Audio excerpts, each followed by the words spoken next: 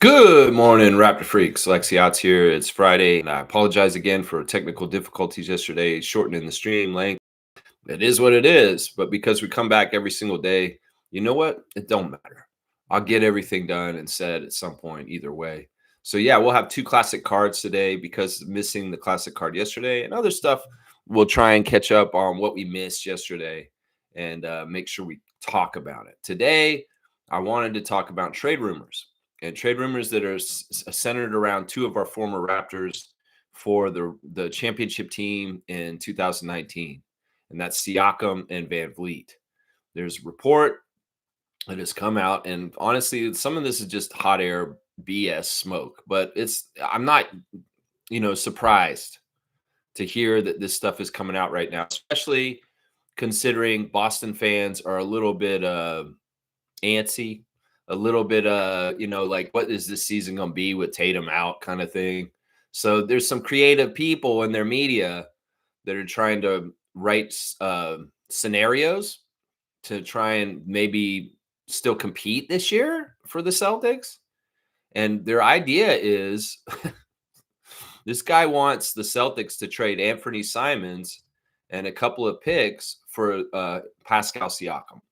They think that Siakam could come in and be on the Celtics this year and really bolster them, and that when Tatum gets healthy, they'd all of a sudden have a trio in Brown, Siakam, and Tatum. Now, these kind of articles get written every day. Some of them get written by a fan on a fan page like Raptors Rapture or something like that, and they just sit there. They don't get picked up. They don't get looked at. Some of them get written by larger market teams like a New York Knicks fan or New York Knicks Bleacher Report people or Boston people or Lakers people, and they pick it up sometimes just because it's slow news day and they put it out there, because that's all this is. It's just some Celtic-centric reporter who just needs some bullshit to write about right now. And by proxy, I just need a stream to talk about right now. And he's making up shit to say, oh, Siakam should come here. But there's some parts of this that I want to parse out that are interesting to me. Because, Celtics Nation was very mean to Siakam after the bubble. They were racist. They were messed up. They said all kinds of crazy shit about him. The I'm the captain kind of crap. And now, the whole time he was on the Raptors, he was no good. he was overrated. He was this guy. He was, who is this guy? He's no good. Well, this man has respect, obviously, now, because this article's crazy what it says. It says stuff like he is one of the top this, and he's like this and this. And it's all very glowing and like speaking up Siakam. So it really does show you that perception of people changes with what their person is dealing with. You know what I'm saying? Like, all right, when Siakam's on the Raptors and he's kicking the Celtics' ass, they hate him. They downplay him. They say he's no good. They say racist shit about him even. And then, he goes to Indiana and he's got a little bit of time away from us. He goes to the finals again. And now Celtics fans are all about getting him. They're like, oh, we love Siakam. We'd love to have Siakam on our team with Jaylen Brown. That'd be amazing. It's so crazy how opinions can change just whether you want to shade somebody or if you want to appreciate that stock value and put it up, you'll talk him up because you may be having him coming in. And all of a sudden, if he was a Celtic, they'd be talking about how he might be one of the greatest players in this generation, the NBA right now. It's crazy. We see the phenomenon with OG Anunoby in New York.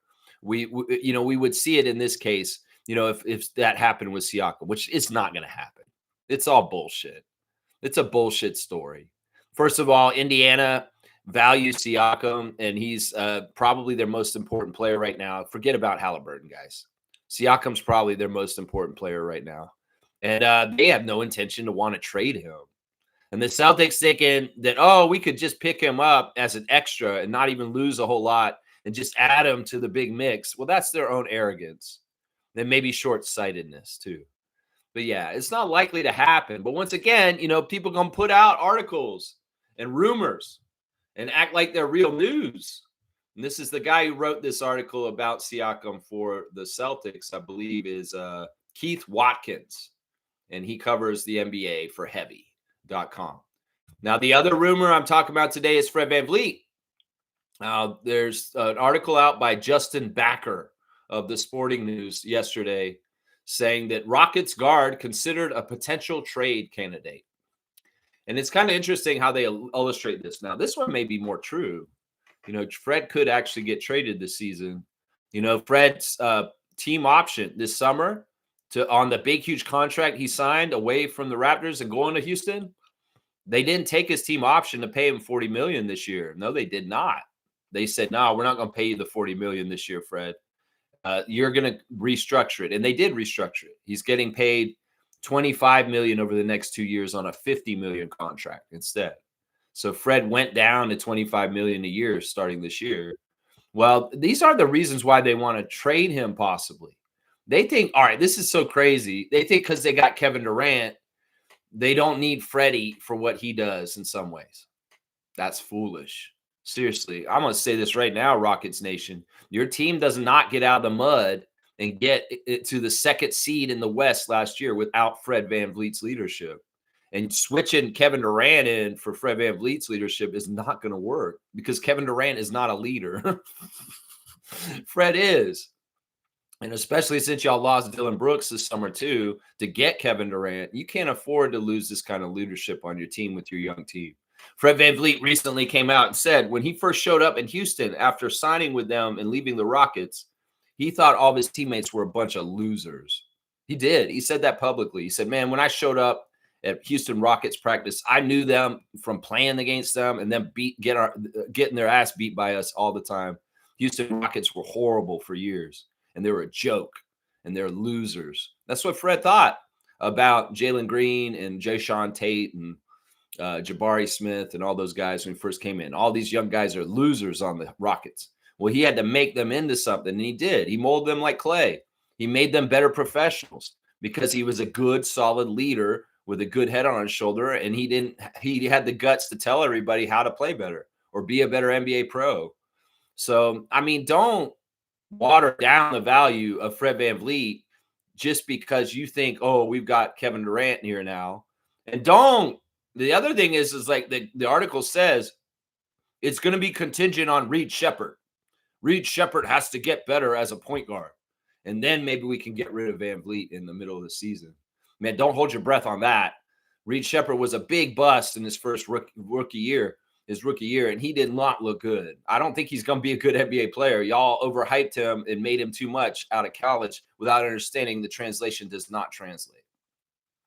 So that's funny. So you think Fred VanVleet's expendable because Reed Sheppard's going to grow leap all of a sudden this year and be a quality NBA quality player? I don't think he is. Now, the other option is they're saying, well, we don't need Fred possibly because we've got Thompson. Thompson can run the point. That man should not be running the point. You know that. That man is useful in all kinds of other ways, the Thompson twin that's on the Rockets. And they don't need to have him running the point. That sounds stupid as fuck to me. So, yeah, the rumors about Fred could be true. In some ways, his contract's more trade-friendly on the new contract at $25 million. But I wouldn't hold your breath on this. And I think that if they did it, it'd be a big mistake. A huge mistake by the Houston Rockets to not value the intangibles that Fred brings to your team that don't necessarily have to do with his shooting percentage or his stats. You really got to understand this, Rockets Nation. There's some stuff that's extra that winning teams win with, and Fred has that extra stuff packaged in him, and y'all need that. Just trust me. Y'all need Fred in Houston. Don't get all big in your britches and say, we don't need Fred anymore. We've done it. We made it to the top of the Western Conference. No, y'all need fucking Fred because Fred was the guy who got you there in the first place. Another news item, former Raptor, Delano Banton, worked out for the Indiana Pacers this week, and they rejected him. They don't want him. It's crazy. Delano is trying to make a team just like Precious and some other players. Happy birthday, Precious, by the way. And Delano is not finding a spot. He's not finding a spot. And there is a report out that he worked out for the Pacers, was maybe going to be reunited with Siakam.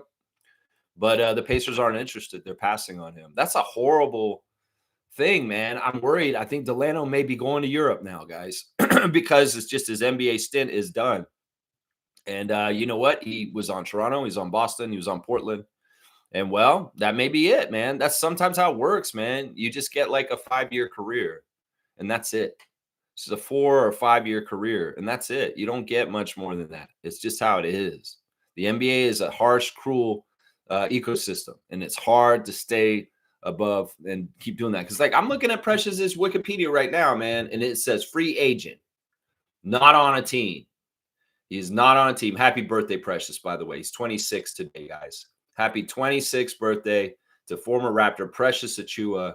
And it's sad, man, because in some ways it's like the guy does not have a team. And, you know, training camp starting for teams in a week. In a week from now, just over about 10 days from now, training camp will be reporting. And, man, once again, this is another guy, just like Delano, all the talent in the world. But if you do not find your fit in the NBA and what you're supposed to be doing, you can be finding yourself out. And that's 1, 2, 3, 4, 5 years in the league for Precious. Is that all he's going to get? Is 5 years in the league, 2.5 in Toronto, and 1.5 in New York, and 1 season in Miami? I don't know. I wish all the best for Precious Achiuwa, especially on his birthday today, 26 years old.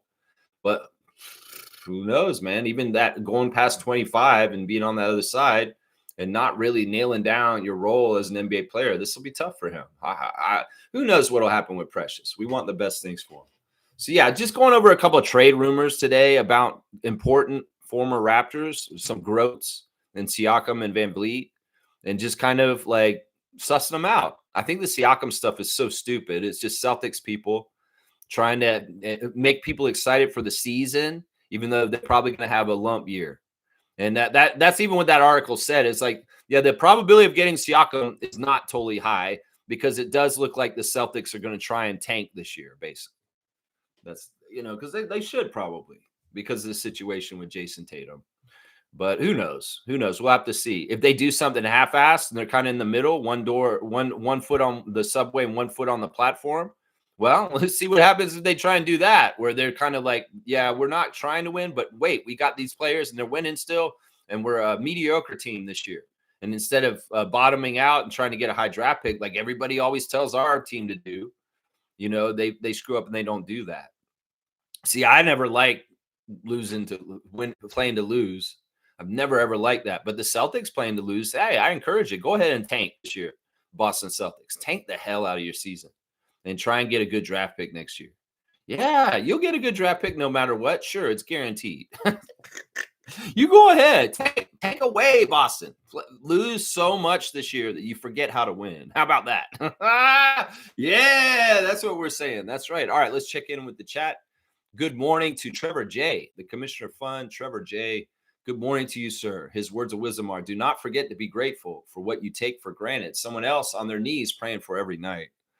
Yeah, listen, once again, if you have basic necessities, if you have a roof over your heads, you have clothes on your back, you have food on the table, you have people that love you and you can love other people, these are things that a lot of people around the world would love to have in their lives, or they would be very grateful to have maybe one of those categories because they don't have it. So we need to really understand, in some ways, Western society here in North America, in US and Canada, is cushy. And there's a lot of like easier advantages in your life. There's a lot of places around the world that have a real struggle, and it's a little bit more like how it was, 100 years ago. And in some ways, the infrastructure is not there. There's problems with famine and drought. There's problems with civil war and a brutal, militaries, terrorizing people. There's all kinds of crazy different scenarios around the world. You could be in Ukraine in the middle of a war zone, So it's like, really take stock of just how grateful and lucky you should feel. And also understand that you shouldn't take this for granted, because this stuff, especially right now, and the way things are looking with this Jimmy Kimmel thing, we can't take this for granted. We have to fight for our freedom. We have to fight for democracy. We have to fight for our freedom of speech, because if we don't, then it's going to change. And there are going to be people in the future that won't be as grateful as we are now. And in some ways, we want the ability for our offspring and our generations coming after us to have a life like ours, if not a better life. So, what are we doing here if we're not creating a world after us that's better for our children? What are we doing here otherwise? What is the whole point of life? Is it to become a trillionaire? No, it's not. That's probably one of the most antichrist kind of things you could do, is to hoard so much wealth and know that so many people starve. So yeah, what do we do? We got to try and make the world a better place for the next generations. And that means environmentally, that means economically, and that means socially and justly in the system of our society. And there's a person who's in charge of the United States is railroading us away from a good future for our offspring. So I'm just saying right there, do not forget to be grateful for what you take for granted. Someone else on their knees praying for every night. Exactly. Exactly. Thank you, Trevor, for your words of wisdom. Trevor's saying people are talking and saying the Raptors could be a potential super team. Yeah, Brandon Ingram brings that equation up on the quadratic scale to be possibly like that. Yeah. Yeah. Brandon Ingram does do that. He brings it up to another level. And then, people start saying, well, RJ and IQ are actually really good players. Yeah. And then they start figuring it out. And then they start looking at guys on our bench like Grady Dick and Jacoby Walter. And they're like, wow, Jamal Shed. Wow. The Raptors are kind of stacked. And then they start to put the equation together in their head. And they're like, holy crap, actually, they may be a problem. And this is, some people is starting to dawn on them now. The media can sully us and say all kinds of stuff, make up whatever garbage they want to make, just like they made up this Siakam Celtics thing. They're going to make up bullshit about us. Oh, this team is going to be this. Oh, they're going to be the 20th best team in the next 2 years. All this bullshit is going to go out the window when the Raptors in reality take to the court this year and they kick a lot of ass. I'm telling you right now, we're going to be a winning team. We're going to be a top team in the East. We're going to be a playoff team. And we're gonna surprise a lot of people. And it's gonna be a rerun, just like in the 2010s with DeMar and Kyle. We're gonna hear NBA experts say, "Wow, Toronto is a real surprise this year. Look at them coming from out of nowhere and doing this." And if we do it the right way and we surprise them enough, Darko may win Coach of the Year this year, guys. Seriously, that's the way we've won these Coaches of the Year in the past with Sam Mitchell and Dwayne Casey and Nick Nurse. Is that they surprised everybody. The Raptors aren't supposed to do this. It's almost like the writers help us win Coach of the Year awards because they downplay us so much. And then when we kick so much ass, the coaches look like geniuses. And all of a sudden it's like Coach of the Year, Sam Mitchell. Oh, we didn't expect the Raptors to do this with Chris Bosh and this. And oh, Sam Mitchell, you must be a really good coach, Coach of the Year. This could happen. Seriously, the chances of Darko winning Coach of the Year are better than most of the awards going to other people and on our team in different ways, like whatever it is. Scotty wants a Defensive Player of the Year. I know you do, but the chances of you winning that are much less than Darko winning the Coach of the Year, because there's only 30 candidates for Coach of the Year, and there's a lot of candidates for Defensive Player of the Year. So, I'd like to see this. I'm saying this right now. Let's get Coach Darko Coach of the Year, Scotty and crew. Because if you guys kick so much butt and it looks so good, a jump from 30 wins to 50 wins would do that right there. And that's realistic. It really is. I think people saying we're not going to win 50 wins like you're crazy. No, it is realistic. Trust me. Trust me. It is realistic. We could get to a 50-win season this year.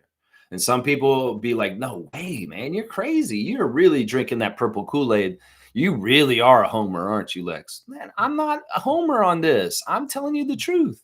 I seriously can see the star power, if healthy, on the Raptors team winning 50 games this year and being a home court playoff team in the top 4 of the East. So, believe Raptors, and we will go there. Believe Raptors freaks. Believe Raptors Nation. We will go there. Just gotta make room for a possibility of possible great, positive, awesome things happening, and boom, you make that room, it cultivates it, and it happens. That's what we got to start aiming for and thinking about this year. Right there. That's right. James is here. Good morning, Raptor Freak James. Barnes and Ingram are a top 5 duo in the league. I don't know if that top 5, they haven't done anything yet. So we can't say this, James. We cannot say this yet. You're too early. We got to see Brandon play a minute in a Raptors jersey. We got to see him play a lot, actually, before we can make any claims that they're a top 5 duo in the league. I'm not going to brag and say Brandon Ingram, Scotty Barnes is a top 5 duo in the league when I ain't seen Brandon Ingram play in a Raptors jersey yet. So I'm hoping this will be true, but we can't declare it before it happens. It just doesn't work that way. James St. Barnes is in a secondary scoring role is the perfect fit, kind of like when Siakam was there. He will excel in that role. Yeah, I don't see it this way. I think that you're mischaracterizing the role of Scotty. Scotty's not the secondary scorer. RJ is. He may be the first scorer too. And this is all transferable. These roles aren't defined from game to game. They will change. There may be a night where Scotty is absolutely the number 1 guy and this number 1 scoring option and taking over and having the most points for our team. But more often, he'll be a glue guy, and that's really his role. It's not secondary scorer. It's not primary scorer. It's glue guy. And glue guy is basically, I'm doing all the jobs that we need done at any given moment at any given time. Do you need me to make an assist? I can do that. I love doing that. Do you need me to make a 3? I'll make a 3. Do you need me to block a shot? I'll block a shot. Do you need me to play really good defense on the top player on the other side for a little while? I'll do that. That's what Scotty does. A glue guy. That's his role. It's not secondary scorer. No, that's different. You know, I'll admit Siakam was a secondary scorer when he played with Kawhi, but not after that. He became our primary scorer after that. And Brandon, in some ways, is set up to be our primary scorer this year. But that's not going to be every night. There's going to be a night where RJ goes off, and he's the primary scorer one night. There's going to be a night where Emmanuel goes off, and he's the primary scorer that night. We're going to have nights where Jacoby and Grady step up, and they're the primary scorers that night. So it needs to be flexible and variable, and it really may go on the matchup. It may very much go on biometrics of how the players are ups and downs with their playing and how they're playing in that moment. It may have to do with Darko and what he decides as far as this is who we're going to feed the ball to primarily, because I see a matchup right here that we can exploit and we need to exploit it. So let's not get rigid on the roles for the Raptors because they're very transferable among them. Very transferable. Yeah. Yeah. Trevor's saying Scotty, Jacoby, and Grady locker room dancing. Yeah. TikTok came out yesterday and it made my week. I'm not going to lie, man. That TikTok is exactly what I needed into a dark, depressing world. It's the happiness, the joy, the camaraderie, the connection between Scotty Barnes, Jacoby Walter, and Grady Dick was beautiful on that TikTok yesterday. They've upped their game.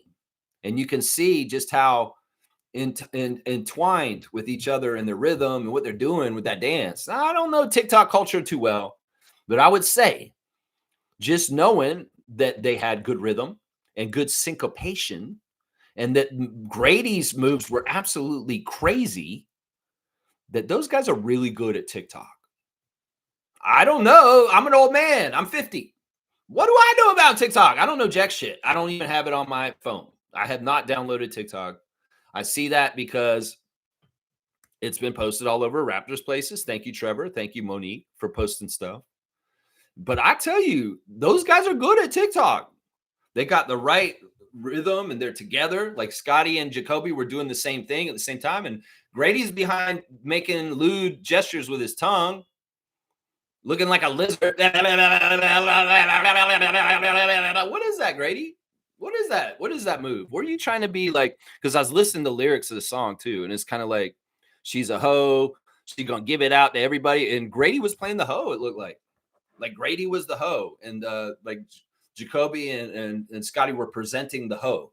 They're like, here is the hoe. It's Grady. What was that? What was that lizard tongue? What was that? And Jacoby wrote in the comments afterwards, Grady, you're so funny, man. I love it. It made me so happy to see the talent, the syncopation, the teamwork of those three Raptors in their TikTok video yesterday. They're feeling good. They're happy. They're teammates. They're connected. and they're goofy. And that's awesome. Let's go look at the Instagram stories while we're at it. Why not? Why not? AJ Lawson's put up that 23 minutes ago saying it's already yours.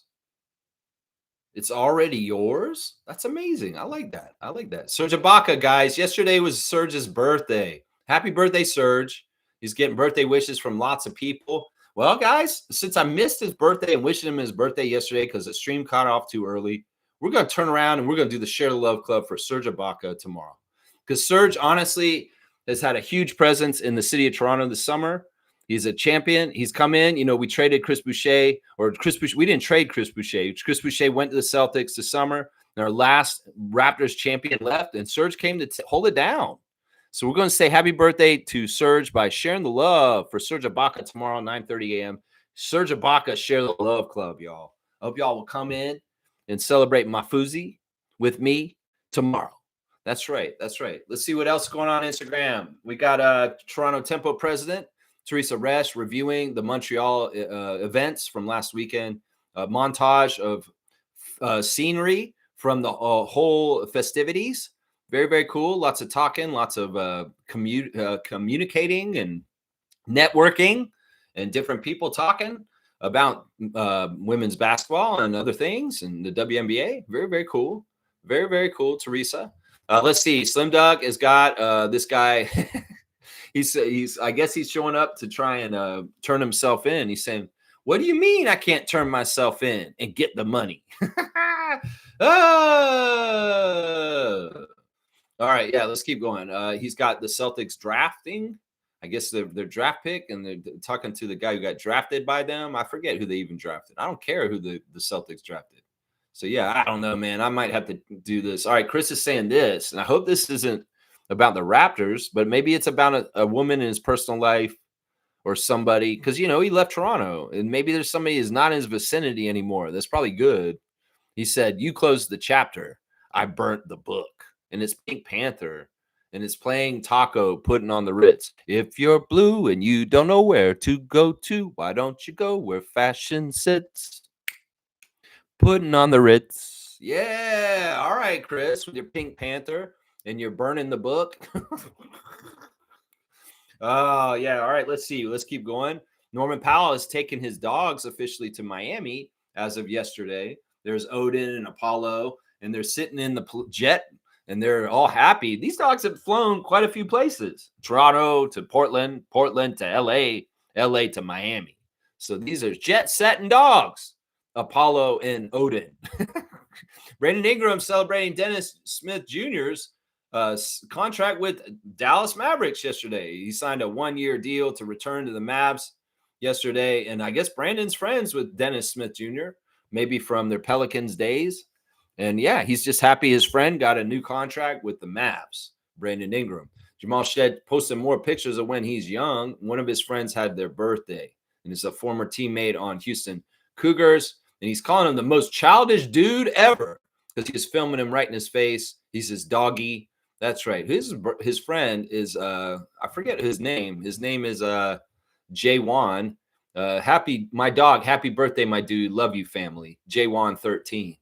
Yeah, so this Jamal celebrating a Cougar teammate. Also, he showed footage of him working out with Caruso from the summer.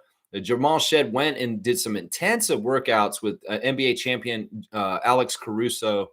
So very, very good person to be working with this summer. You know, Shed, if you can steal any of his steals mentality, that's great, Shed. So Shed working with the Caruso, and the footage is up on his Instagram. There's the ladies from Cinderella Stories, and they're talking about the Atlanta Dream and Naz Hillman, and, you know, talking about the playoffs right now. You know, they did have some playoff games last night, and some outcomes came, and Indiana got through past Atlanta. Remember, I picked them in Indiana to win the first round, and they did. They lost the first game, but they won the next 2 games. Indiana Fever move on to the second round.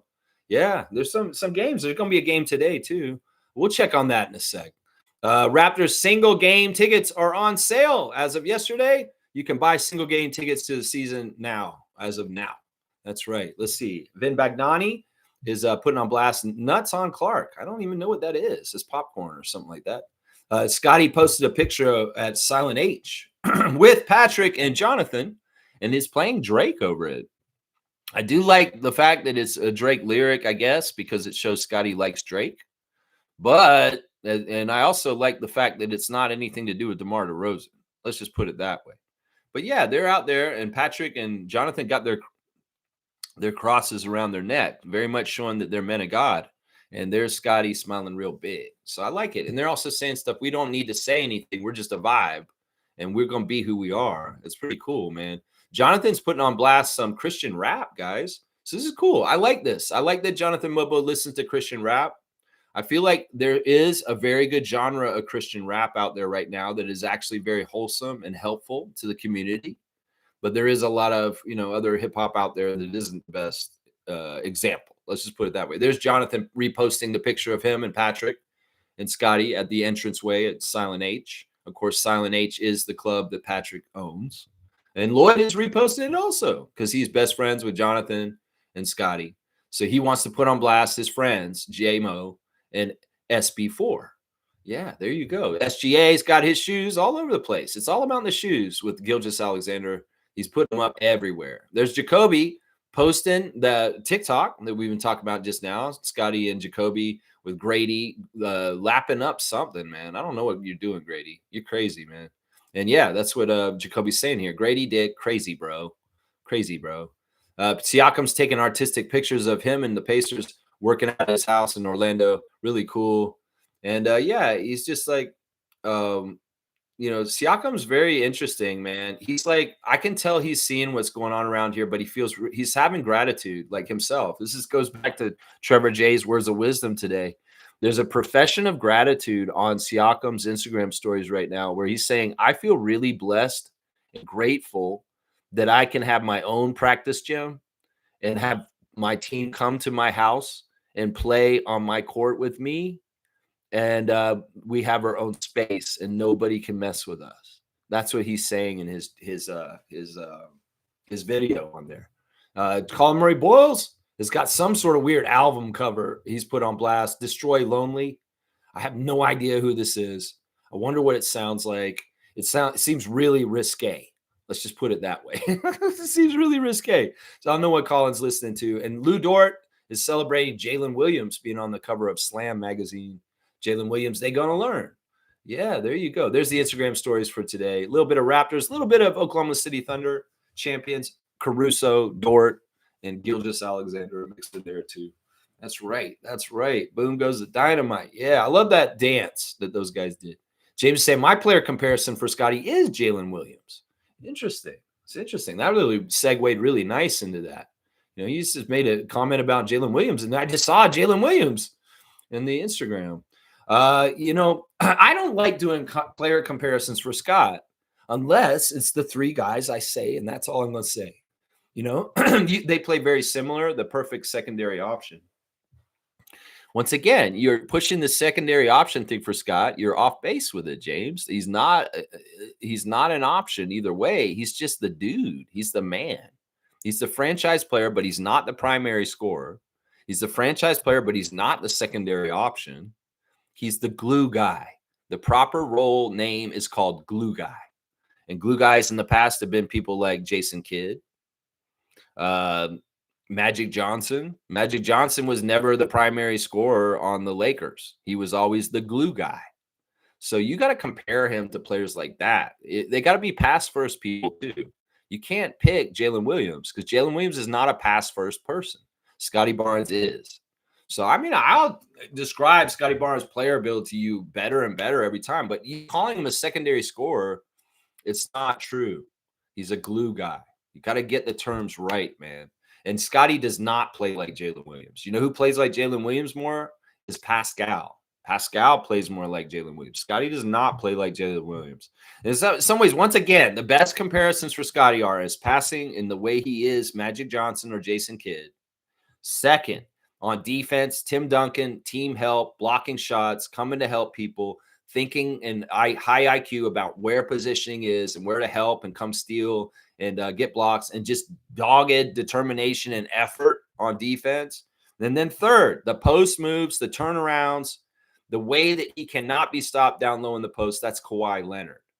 So I'll take individual comparisons of him to those players in those areas. But otherwise, no, there's not a singular player in this league that is like Scotty. You can't just say he's like Jalen Williams. You can't. There's nobody in the league right now that's like Scotty. Nobody else. There were people in the league years ago that are like Scotty, but not currently right now. There's nobody. The closest person you maybe want to compare Scotty to is Jokic. I'm not going to lie, is Nikola in some ways. That's who you should be comparing him to, is Jokic in some ways. That's the direction he's going with how he plays. Let's see. All right, let's see. Trevor's saying, woke up this morning at 5 o'clock to watch the World Championship. Noah Lyles, once again, world champion.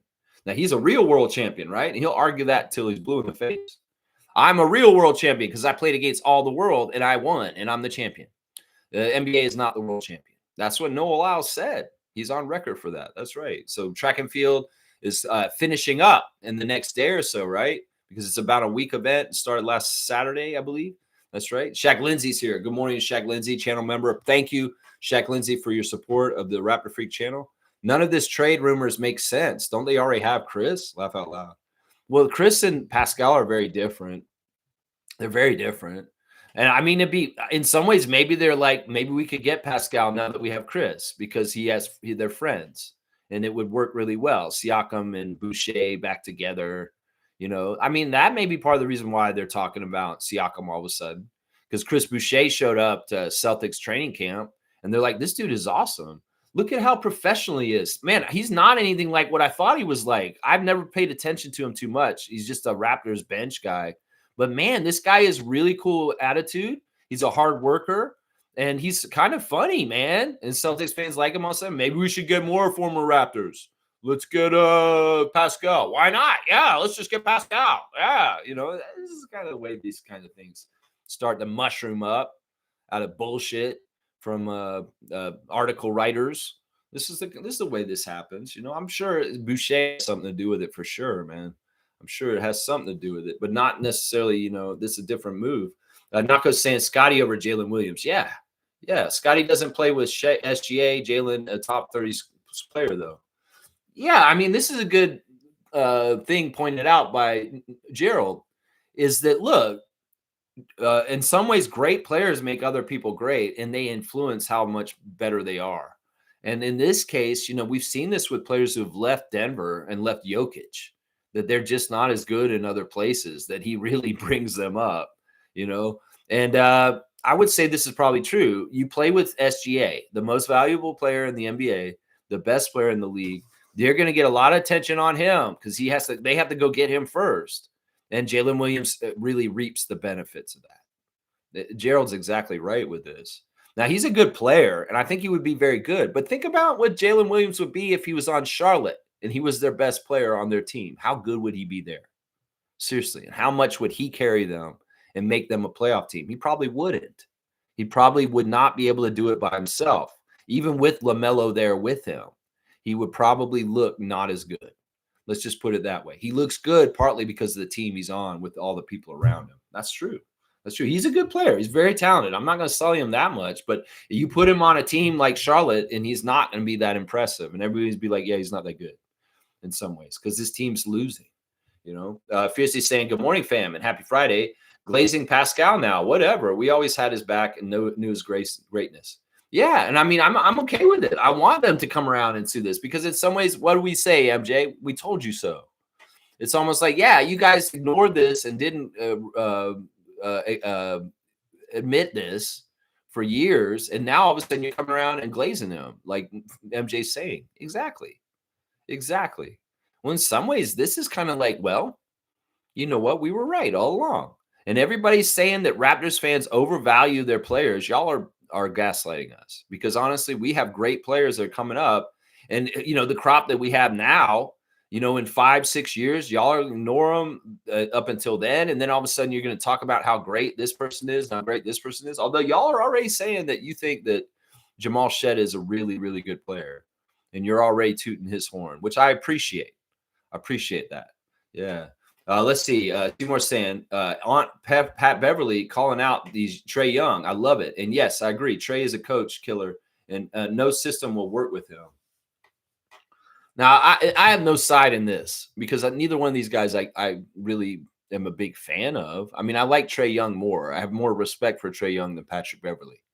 And in some ways, I'm going to go with Trae Young on this because he called him out back. He said, "Look, who the hell are you, bro? You barely made the league. You came in, you won a play-in game and jumped on the table like you won a championship. That's sad." That's what Trae Young said back to him. And it's always I gotta say, yeah, he's right. You did do that, Patrick Beverley. You did win a play-in game with the Minnesota Timberwolves, and you jumped around like you had just won the championship. Yeah, it was embarrassing. But I think there's points that are valid on both sides. I think that what Trae Young's saying about Patrick Beverley is true. But I think also what Patrick Beverley's saying about Trae Young is true too. So shot fired both ways. They're both right. How about that? How about that? They're both right. G saying, didn't KD want to play with Fred? Yeah, I think so. I don't know. I didn't hear that. I didn't hear that for sure, G. I didn't hear that for sure. I would think that he would want to, because in some ways, Kevin's been wasting his time in his career since he left Golden State. And part of it is that he hasn't had good team camaraderie or leadership. And Fred is good for this. So in some ways, it's like Fred could leave, Dylan's gone, and all of a sudden the Houston leadership council is not the same, and Kevin's supposed to be the guy in that. No, it's not going to work, because in some ways Kevin Durant isn't that kind of leader. In some ways he really isn't. He's an enigma. He shuts up. He's closed off. It's not like he's a very interactive teammate with his team. I can tell. It's just his personality. It's just the way he moves. And that's not going to work if they think that Kevin's just going to replace the leadership that the Rockets need this year, and that Fred is expendable. Yeah, it's probably true that Kevin does want to play with Fred. It's probably very, very true. And, like I said, I think this is just, once again, Rockets fans, some of them don't like Fred for some of the reasons why some of the Raptors fans didn't like Fred, because they think he's a chucker and he misses too many shots and he controls the ball too much.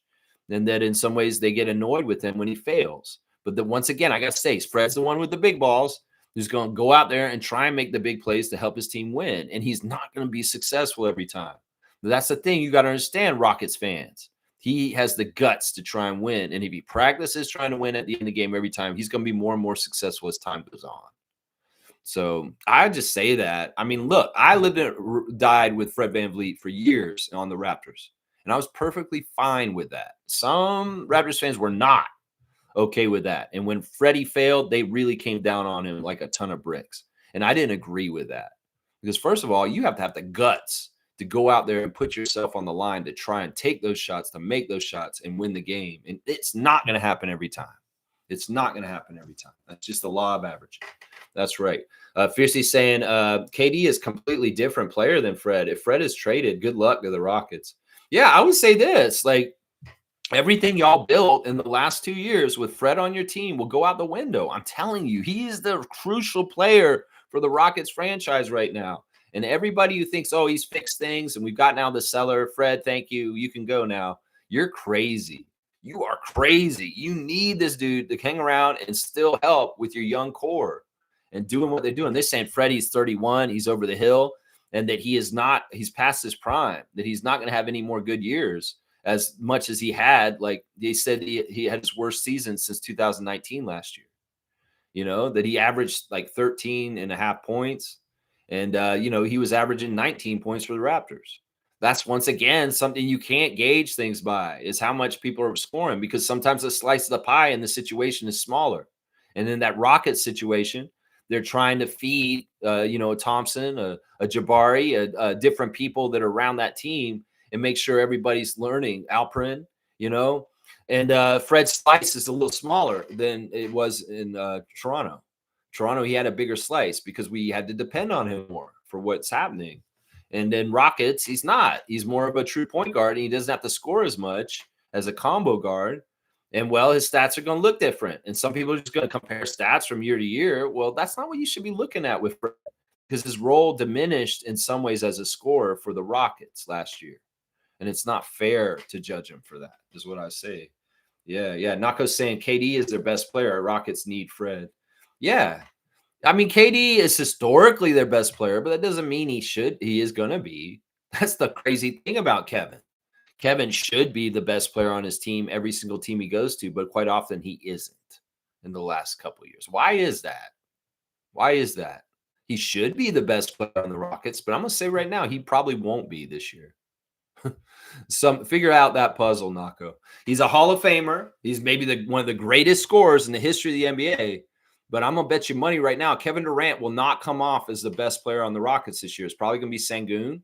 It could be one of the youngsters that rises up in the ranks on the team, like Thompson or Godfrey. I don't know. They don't have Whitmore anymore, do they? But like, it's probably gonna be Sengun or Thompson that are gonna be the best players on the Rockets this year. And Kevin will be old looking and he'll be good in some ways, but he's not going to be considered the best. In fact, it probably will be Sengun for sure. He'll be probably the best player for the Rockets this year. Sengun. Yeah. Shaq Lindsay saying Indiana will never trade Pascal, especially not for Simons. Damn, Simons, that garbage. He hasn't played a game yet and they want to trade him. Yeah, that's a sign right there. Like Anthony Simons, I've thought is a very talented young player. I've had him on a fantasy team in the past. And but it's weird because it's like the Celtics are not valuing him. They're already throwing him into trade ideas in different ways already. It's very interesting. It's telling. And I think you're right, Shaq Lindsay. I don't think Indiana's looking to move Siakam in any kind of way. And the way Siakam's acting, he ain't interested in going anywhere. And I know the Pacers ain't interested in moving him. So this is just Celtics talking out of their ass, basically. Delano saying, Fiercely saying, Delano wasn't serious enough about his career. As for Precious, he was more locked in but limited in his skill sets, hoping they get to be picked up by a team, whether in the NBA or overseas. Well, it's probably for sure they'll get picked up by a team overseas, but getting picked up in the NBA, there's no guarantees on this. And it's very telling. I mean, if you told us 3 years ago when these guys were on our team that they'd be out of the NBA by this time, some of us may have said, yeah, I could see this. But some of us would be like, that's a waste because these guys are super talented and there should be a place for them in the league. Man, the thing with Precious is really mystifying. Happy birthday, Precious, once again. And I don't want to dish you, man. You are a raw, natural talent for basketball, but something is just not connecting up here. Something is just not connecting up here. It's what the problem is, I think, with the Chua. As far as Delano is such an interesting talent and with the long, lanky point guard kind of thing, but he has some weaknesses that are hard to cover up. And some people are seeing that, like, yeah, in some ways we can't, we've seen what you've done in Portland. We've seen what you did in Toronto. And in some ways, I don't think you're going to fit or be able to do this because we're worried about this about you. I think that's kind of what's going on with Banton, is that kind of thing right there. Randolph's here. Good morning, Randolph. Randolph, man, thank you again for giving me a call out of the blue yesterday. Really made my day. And I just appreciated that somebody wanted to check on me and just say, I just want to see if you're all right. Randolph, I so appreciate that, man. That was so out of the blue. I've never talked to Randolph on the phone until yesterday. And it was just really, really nice to touch base with Randolph Phillips, one of our steadiest Raptor freaks that comes in every day. And words of wisdom, just like Trevor J. Let's see what he's saying here. Beloved Raptor Freaks family, blessings. Time is precious. Time is short. Make good use of every moment you are blessed with. Enjoy this precious gift with gratitude. On Precious's birthday, we'll talk about precious gift of time. And it's so true. Like, look, procrastination, it can be a bad thing because you may not have enough time and you may need to get it done now. I know sometimes I'm very bad for this. I'll wait and I'll say, oh, I'll do it tomorrow. And in some ways, I need to stop doing that because in some ways, there may be times where it's like you don't have the chance to actually do it because things change and stuff like that. So it is good to be proactive and take the tasks of the day and get them done that day. And I appreciate it. Blessings to the Phillips family very much. Everybody around Randolph, and blessings to all the Raptor Freak families today. I really do appreciate you and your call yesterday. I really, really do, man. And I want more guidance from you guys. You guys have been such a good positive influence on my life, Randolph and Trevor. And I just need you guys' guidance is especially right now. I just need it. I just need it, guys. And I'm so indebted to you guys for being leaders in my life. Let's just put it that way, for being leaders in my life. Shaq Lindsay saying, I understand why they want to trade Fred because of his style of play. Rockets want to run a lot, and Fred likes to slow it down. I hear Jalen wants out, and year of tanking might upset him. Jalen Brown. Yeah, full name, just in case you mean Jalen Green. Yeah, I think you mean Jaylen Brown. From what I'm just going to assume that you mean Jaylen Brown. Well, there's always been overtures that, like, one of them would need to go, and that's been something that people have tried to pry apart for a long, long time. I'm included, and they've stuck together. And that's the thing that's been so amazing about Brown and Tatum is just the longevity of them playing together as a duo has really survived.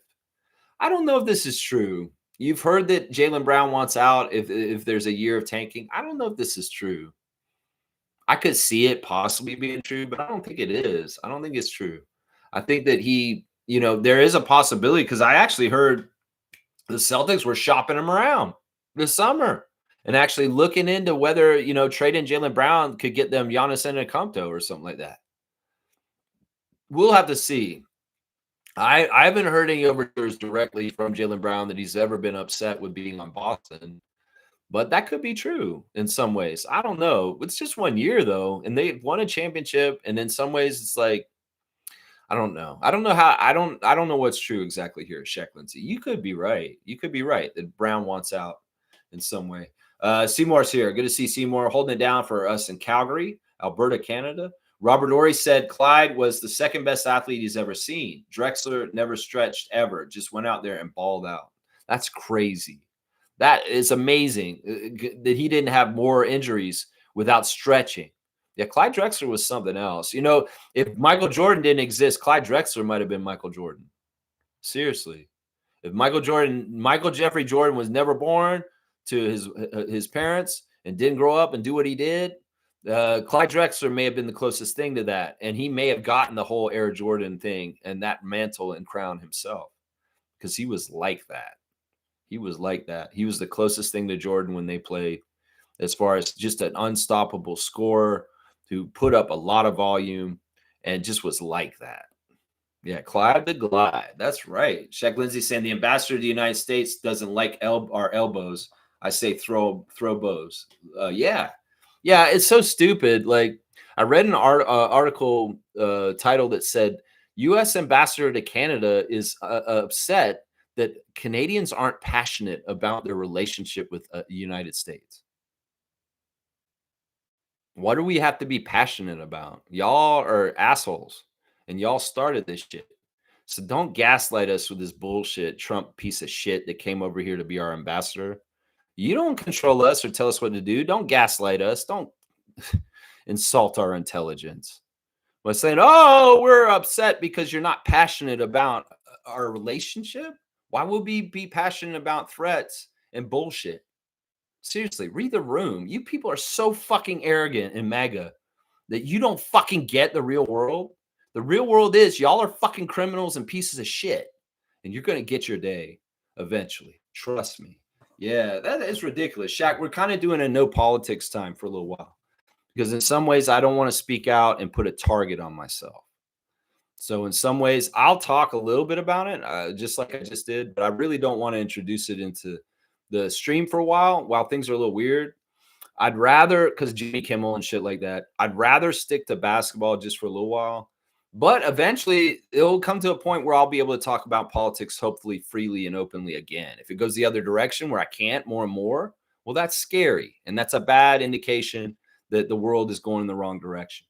So I will ask everybody, please, let's refrain from bringing the politics into the chat. Let's try and stick to basketball for right now. Just during this time period. I'm not saying this is going to be forever.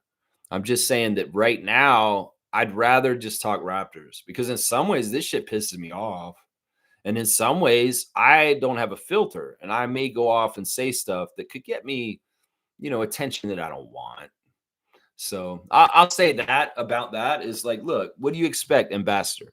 Trump started some bullshit with tariffs and threatening and saying all kinds of crap like he wanted to make us part of the U.S. We're not happy about that. That's not something that just goes away. You thinking that, oh, we're just supposed to magically wake up the next morning and forget all this shit? No, man, you're crazy. You're crazy. So, ambassador, 2-finger salute for you, bro. And Ed Rogers III while I'm up there. Yeah. G-Sen, the Indiana Fever have proven their chemistry and love for each other. Right fits and resilience wins games, even with 6 injuries, advanced to the semifinals. That's impressive, especially without Caitlin Clark. So, yeah, let's go look at WNBA real quick. Fantastic games yesterday as far as action and excitement in the playoffs for the WNBA.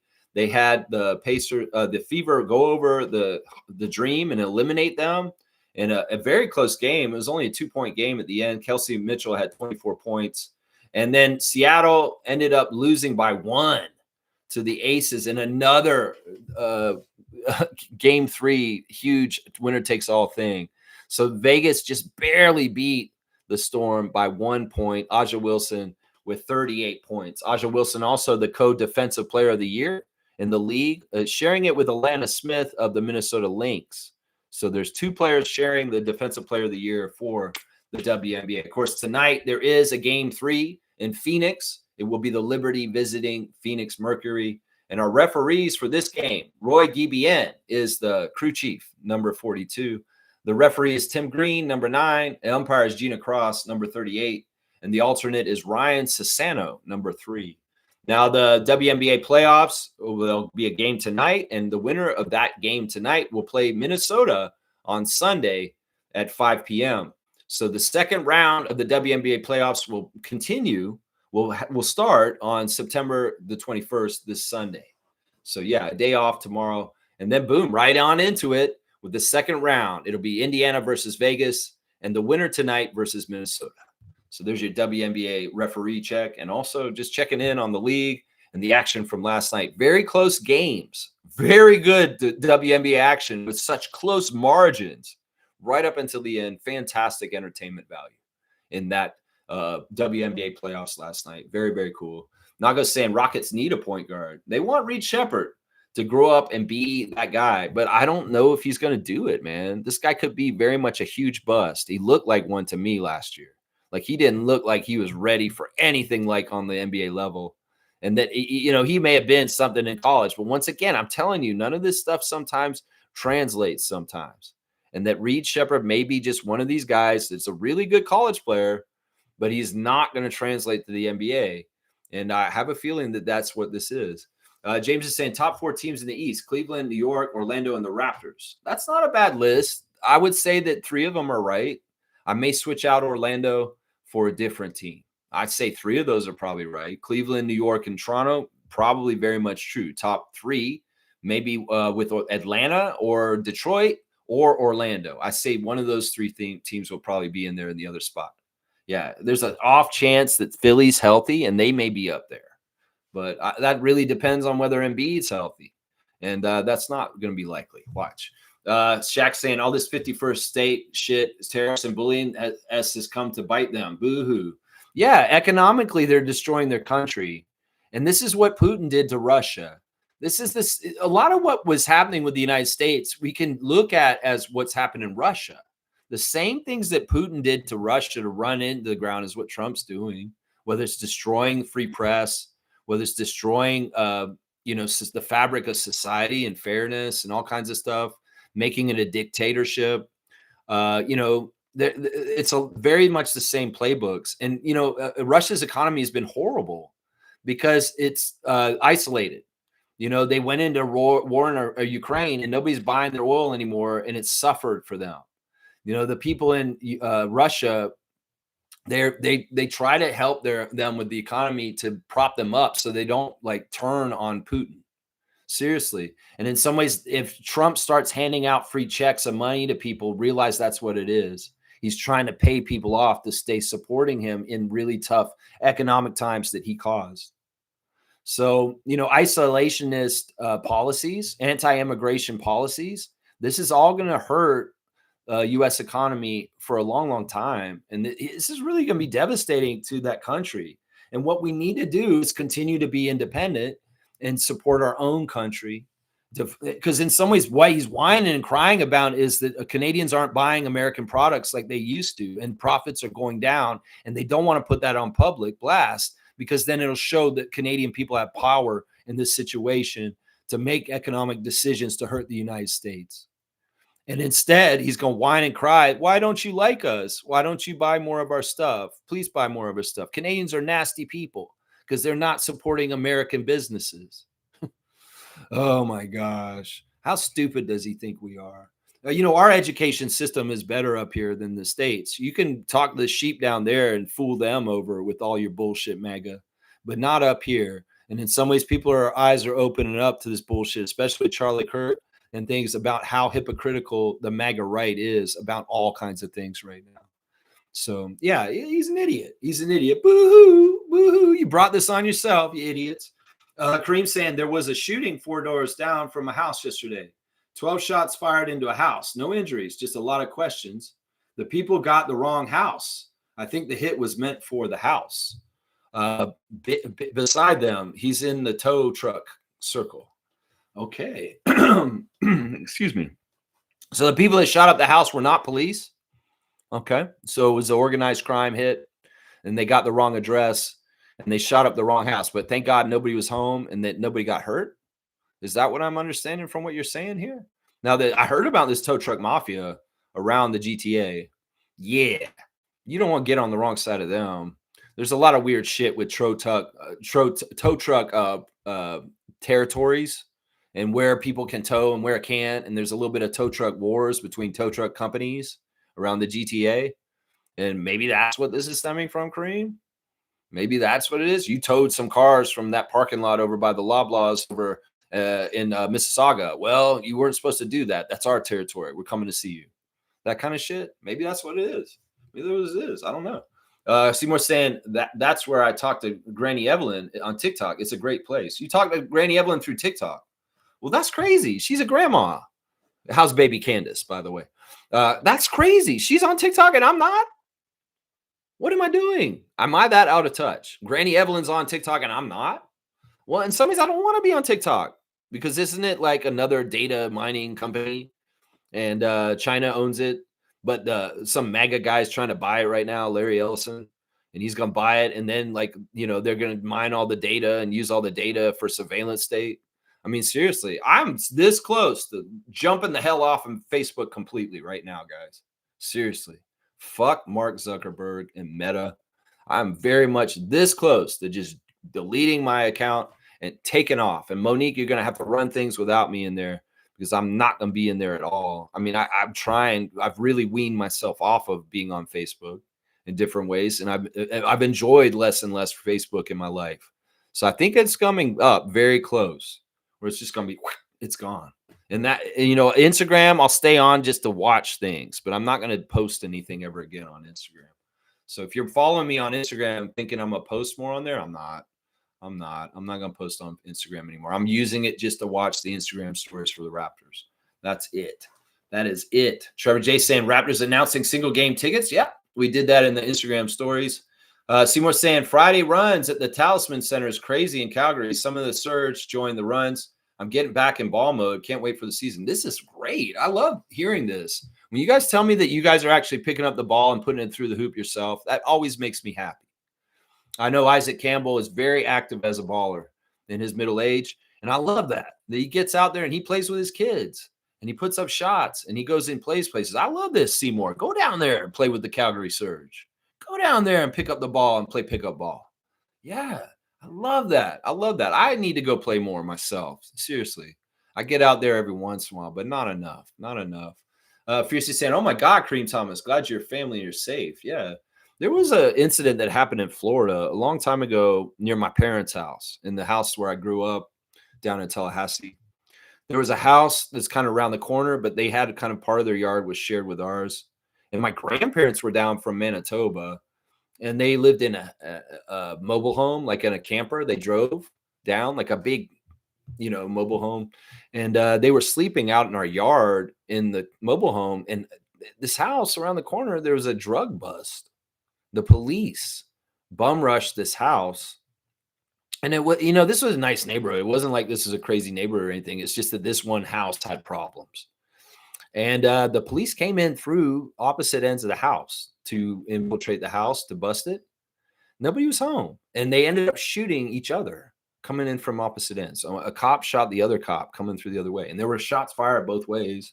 And we were worried because we heard the shots. And we're worried because my grandparents are out in the camp in the yard. It's crazy, man. That's that incident that Kareem just went through makes me think of that. the time when there was a drug bust 2 houses over from our house and the cops ended up shooting each other coming from opposite ends of the house. I mean, I think one guy got shot, not 2 people got shot. They shot, you know what I mean. Anyway, yeah, let's keep going. Seymour saying, I don't know if it's my SGA jersey, but I'm feeling like I'm him when I'm out there. You should do that. Yeah. Get that SGA jersey on there and channel Shea. Maybe even get the butter shoes while you're at it. Go out there and pull full brand Seymour. Get the Shea Gilgeous-Alexander butter shoes and put on that jersey and come out there and say, yeah, my name is SGA. I come from Ontario, man. And mess them up. I mean, maybe some big guy is wearing a Jokic jersey. Who knows? Who knows? Shaq Lindsay saying, to have a successful season, one player can't be your primary scorer. Exactly. That old model is dead. Some teams will definitely scheme against it, and that's why you have to have multiple options. The role of RJ and IQ is, yeah, totally with Shaq Lindsay on this. You know, that's one of the biggest flaws in the New York Knicks right now. You know, they can say, yeah, we've got Cat, we've got Bridges, we've got OG, we've got Josh Hart, we've got, you know, different weapons. No, your only guy that everything runs through is Jalen Brunson. And everybody knows that. In fact, that's how Indiana beat y'all in the playoffs this year. Rick Carlisle schemed for how much of a hub Jalen Brunson is. He's too integral, too important for the Knicks. And if you stop Jalen Brunson, you stop the Knicks. That's the thing. You can't have such a singular, such important one player on your team that you completely rely on, like the Knicks do on Brunson, because you're screwed if that person is neutralized and just not effective for that game. And there's a lot of ways to do that with Jalen Brunson. It's like it's one of these weird things where I'm going to say the Knicks are never going to win with Jalen Brunson because he is in his own way to win. Seriously. It's the same thing with Embiid. They'll never win with Embiid in Philly. They'll never win with Brunson in New York because he's too easy to solve. And that's a big problem. You need diversity and you need to have them guessing where you're coming from. And if we designate Brandon as the guy every single time down the floor, well, they'll just guard him up certain ways and stifle him. We need those other weapons. We need Barrett. We need Quickly. We need Barnes. We need Dick and Walter. Those other weapons are what makes it harder for the other team to scheme defensively, to figure out the Raptors, to stop them. If everybody knows where the hub is, the bottleneck, you just jam up that bottleneck, and that's Jalen Brunson. So, yeah, that's it right there. Shaq Lindsay's exactly right. You scheme against Jalen Brunson, you stop the Knicks. And it's that easy. It's that easy. There's certain ways you can do it. And, you know, he has certain flaws in his game. And you couple him with Cat, it's a bad combo. I'm telling you right now, Karl-Anthony Towns and Jalen Brunson are a horrible combination to have on the team together. Really, really horrible. And, you know, Knicks fans are going to find that out more and more through failure this year when they see that these guys are defensive liabilities and they get in the way of the Knicks being successful. Yeah, there you go. I just wrote a story about how the Knicks year is going to go, and let's see if Lex is right. Let's see if Lex is right. I was right last year about y'all. I was right about Philly last year. Yeah, I was right about Boston too last year. Yeah, I was right about all 3 of those teams. Let's see if I'll be right again this year. Knicks will not go anywhere because of what I just said. Philly will be what Embiid does. And the Celtics, well, this year they're trying to lose on purpose. What I said about them last year was they wouldn't win again, and I was right. I said they wouldn't repeat as champions, and I was right. And that was right. That's right. Let's see. Wayne's here. Good to see Sergeant Wayne Strainer, Sergeant at Arms of the Raptor Freak channel. This is what he's saying here. Morning, Raptor Freaks. Hang on, it jumped ahead. I want to make sure I don't miss any of y'all's comments. Your responsibilities include educating the freaks. Our offensive ideology will be based on opponents' weaknesses and who is hot for our team. No predictable offensive schemes. Exactly. Exactly. What if RJ's just cooking? What if RJ's just cooking? And we just want to watch RJ cook for a night. Brandon, look, RJ's cooking. Oh, man, I love my Duke brother. And he can go off and do what he wants to do. Go on, RJ. I ain't hating. Go on and get your 35 tonight. I'm just saying, somebody is going to be cooking. And it may very much be Darko and the coaches are looking for the weak link on the other side and going at it. Going at it. Jakob. Oh, Jakob. Look, you have a a half-ass center guarding you today. This guy is shorter than you, and he's not as heavy as you, and you can push him around with your back. Let's feed Jakob in the post, and let's see if he can eat him alive, because that man can't guard him. That's what we want. We want options. We want intelligent, breaking it down. You know, the idea of just having a primary scorer, and that's just your go-to guy, and they're just the guy who's going to score all the points like Michael Jordan did for the Bulls back in the day. It's just, you just can't do that in the NBA. You got to keep them guessing. You want to have a cerebral game. Because a lot of people in the NBA aren't picking out mismatches and going at them like they used to. Charles Barkley talking about this in the last year. He said, why the hell do NBA players not look for the mismatches and exploit them? That was a big part of the whole smartness, intelligence of the NBA game. That's what half the NBA 80s and 90s was. Like the matchups, exploit them. You got a mismatch, go exploit it. Ooh, they showed you a mismatch. Go and jump on it right now. Teams are letting those mismatches go by. They're not even catching them. They don't even know what a mismatch is. They don't even know. Young players are like, what's a mismatch?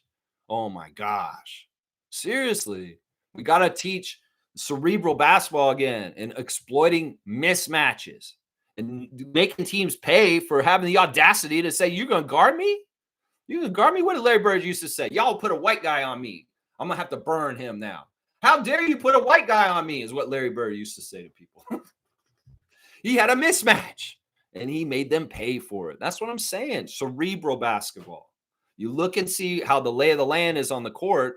Maybe you see somebody's not playing as well as they are in the middle of the game, and you adjust. And you say, whoa, look, that guy's ankle don't look right. He's not as quick as he usually is. Let's exploit that mismatch. That's what I'm saying. There's got to be more intelligent scheming for basketball and exploiting mismatches. There's not enough of that right now. There's not enough of that. That is right. That is right. Boom goes the dynamite. That's right. Seymour seconds what Wayne's saying. I like that. I like that. Shaq Lindsay saying to take some of the burden off of BI because it's too heavy of a load to score 25 plus points every night. Yeah. We want Brandon to come out strong right away. We want him to show he's healthy. We want him to establish some of the stuff he's going to do for us and some of the stuff we can maybe count on him for. Now, there may be a lot of nights where Brandon is not gone too overly in the first 3 quarters of the game, but in the fourth quarter, he's waking up, and all of a sudden he's taking more shots to try and carry us through the pressurized fourth quarter to close the game out and get us on the right side of the margin. And that, in some ways, that'll be stuff like Kyrie and Kevin Durant would do. You know, getting baskets at crucial clutch times where we absolutely need a score, and he can go do it.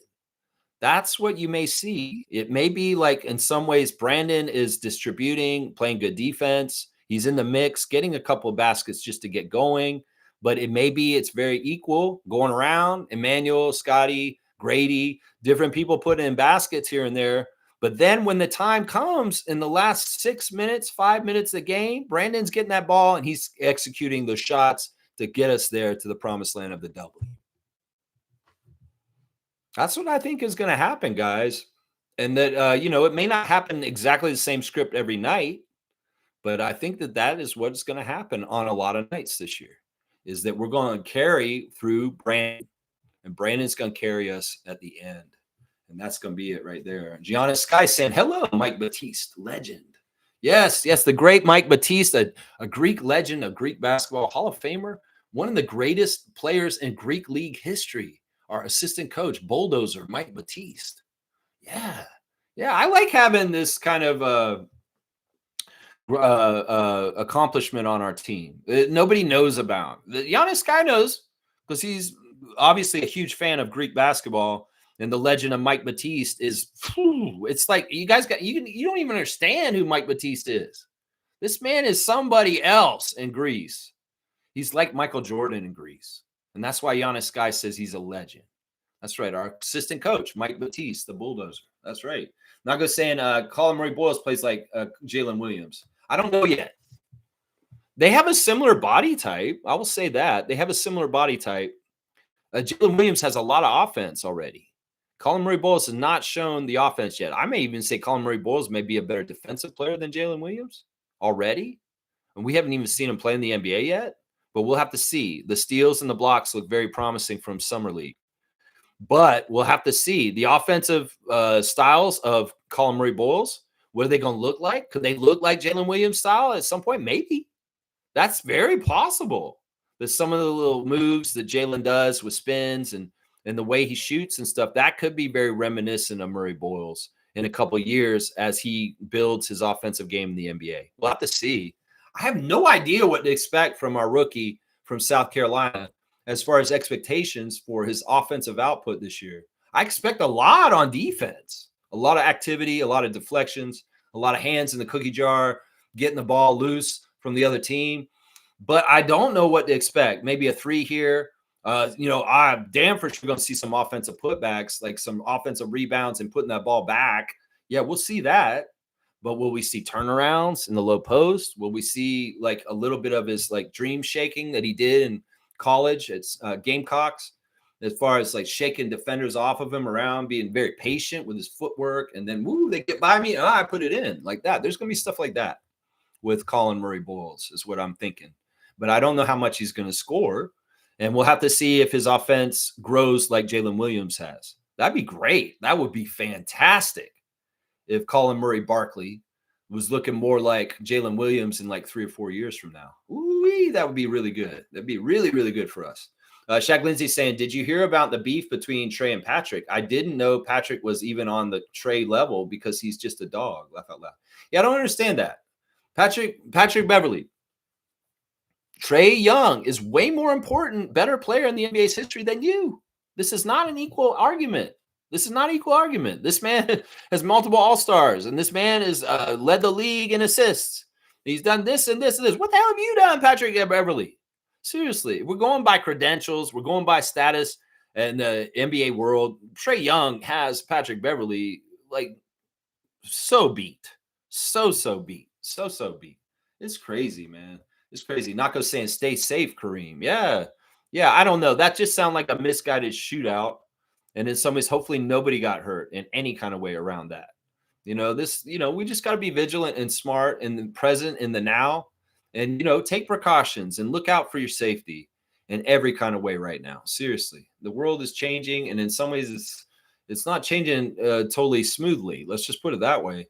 And in some ways, we don't want it to change in the way some people want it to change. That's for sure. Trevor's saying, Lex, Christian rap is the best. The beats are better than some of the original rap beats. I listen to it all the time in my car. There you go. I mean, that's a good encouragement. If the lyrics and the song content are about love and Jesus Christ and being a better Christian, that's fantastic. Better than, catching your ops outside and root and like putting bullseyes on people and doing a lot of that kind of stuff. Yeah, no, I like that. I like that influence. When I was young, I'm a metalhead historically. When I was young, I was very much into like Iron Maiden and Anthrax and Metallica in the 80s. And my grandmother knew that I liked metal, and she was very Christian, so she gave me the Christian heavy metal album when I was young. It was Striper. To hell with the devil. She gave me that tape when I was a kid, and I was like, it's special, getting that tape from my grandmother. She knew that I liked that kind of music, but she wanted to push me in the direction of more Christian metal. So I have a Striper cassette tape that my grandmother gave me. I don't know if I still have it. It's probably not around anymore. Kaloi's saying, what's the trade rumor? Well, the first trade rumor is Siakam to the Celtics, because the Celtics need a replacement for Jason Tatum this season to help Jaylen Brown play and get wins. So some Celtic fan is bored and he wants to write an article about how the Celtics should get Siakam from the Pacers. And then the other rumor is that the Rockets may be seeing Fred VanVleet as tradable, and that they may not need him this year, and that he's not necessary anymore because the Rockets are good now. They're a playoff team now. Good job, Fred. You can go away now. No, that's not how it works. That's not how it works. Roger Raymond's here. Thank you, Roger Raymond, for being a supporter of this channel as a member. Good day, Raptor Freaks fam. I would think that the Christian is an evolution of the original rap, the Christian rap. Hopefully they each address current issues. Glad that you're enjoying it. Yeah, I think it's cool. To me, it's like, I like the fact, because look, I've listened to some of the guys that Scotty likes to listen to, and man, the messages aren't the right ones. But at least his best friend Jonathan is listening to more Christian rap. And, you know, I know Scotty's with Jesus, and he's very religious, and he's very God-fearing and very much a good Christian. And, you know, in some ways, you know, that faith, as long as it's guiding them in the right way, and it should be, that's great. I just get worried, like, if Jonathan was like supporting Charlie Kirk, if he has that kind of religious attitudes as that side with their religion, that's not real Christianity, because that's a exclusionary Christianity that does not involve everybody. It's a very much, you know, there's certain people we're cool with, but if you're not this, you're not that, we're not cool with you. So, and that's not Christianity. If you're not all encompassing equality and looking out for everybody. Seriously, it doesn't matter, immigrant, trans, whatever. Christianity is for everyone, and it looks out for everybody. True Christians follow Jesus to have an extra plate at the table for anyone who needs it. Extra room for people. That's what Jesus was all about. And I'm pretty sure Scotty and Jonathan understand that Jesus Christ better than the MAGA Jesus Christ. That is absolutely not who Jesus Christ is evil. The way they use religion and Christianity, the MAGA, is absolutely reprehensible. In fact, it's antichrist, because their procedures and their beliefs and their behaviors are antichrist, and they're using the mantle of Christ to justify what they're doing. It's like double down on very much evil. You're actually using the name of Jesus, and then you're performing the evils. This is not the Crusades. We're not doing this a modern day Crusades. I'm sorry. We're more civilized, advanced, and intelligent and connected enough to not have to go into the dark ages for religious wars. This is bullshit. We found a consensus where Judaism, Christianity, and Islam and all the other religions can be okay and coexist together. There's no reason to try and monoculture society with one religion. It's absolute bullshit. Anybody from any of the religions that wants that they push, oh, no, we can only have Christians. Oh, no, we can only have Muslims. Oh, no, we can only have Jewish people. You are wrong. We need to allow for everybody the freedom of religion and expression in their own department of religion. And there's nothing wrong with having different plants in the garden. There's nothing wrong with this. So that's what I say to that. Kaz is here. Good morning, Lex from Rap Free Crew. Kaz, I have not gotten to the post office yet. My parents got back from their trip just recently, and they've been here, and I'm entertaining them like crazy, but I'm definitely going to get you your trophy. Your trophy will get to you at some point, but it's not in the mail yet. I'll let you know when I send it. I'll send you a message, but I have not forgotten. It's sitting in the counter in there. I need to take it sometime the next week. I really will try. It's just I've been so busy with so much different stuff going on.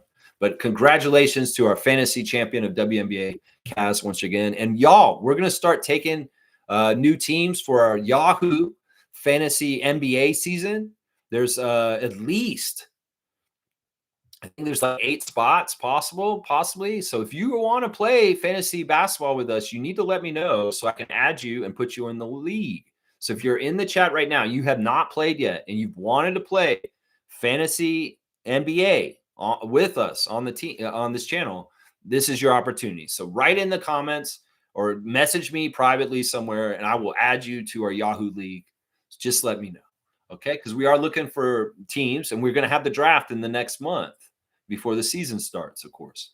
So yeah, Fiercely saying, I see a pattern with players who were with the Portland Trailblazers. I can't think of one who rose to greatness once they left. Dame, CJ, Brogdon, Simons, Delano.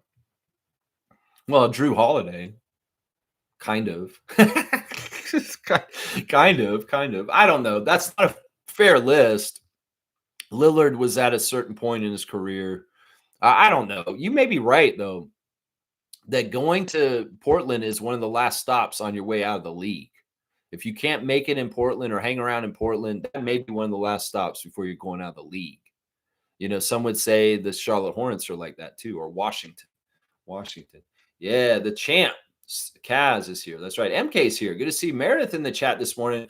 Our WNBA champion for 2 years in a row until Kaz won it this year. MK, very much respect and love towards you, man. Good morning, Rap Freak family.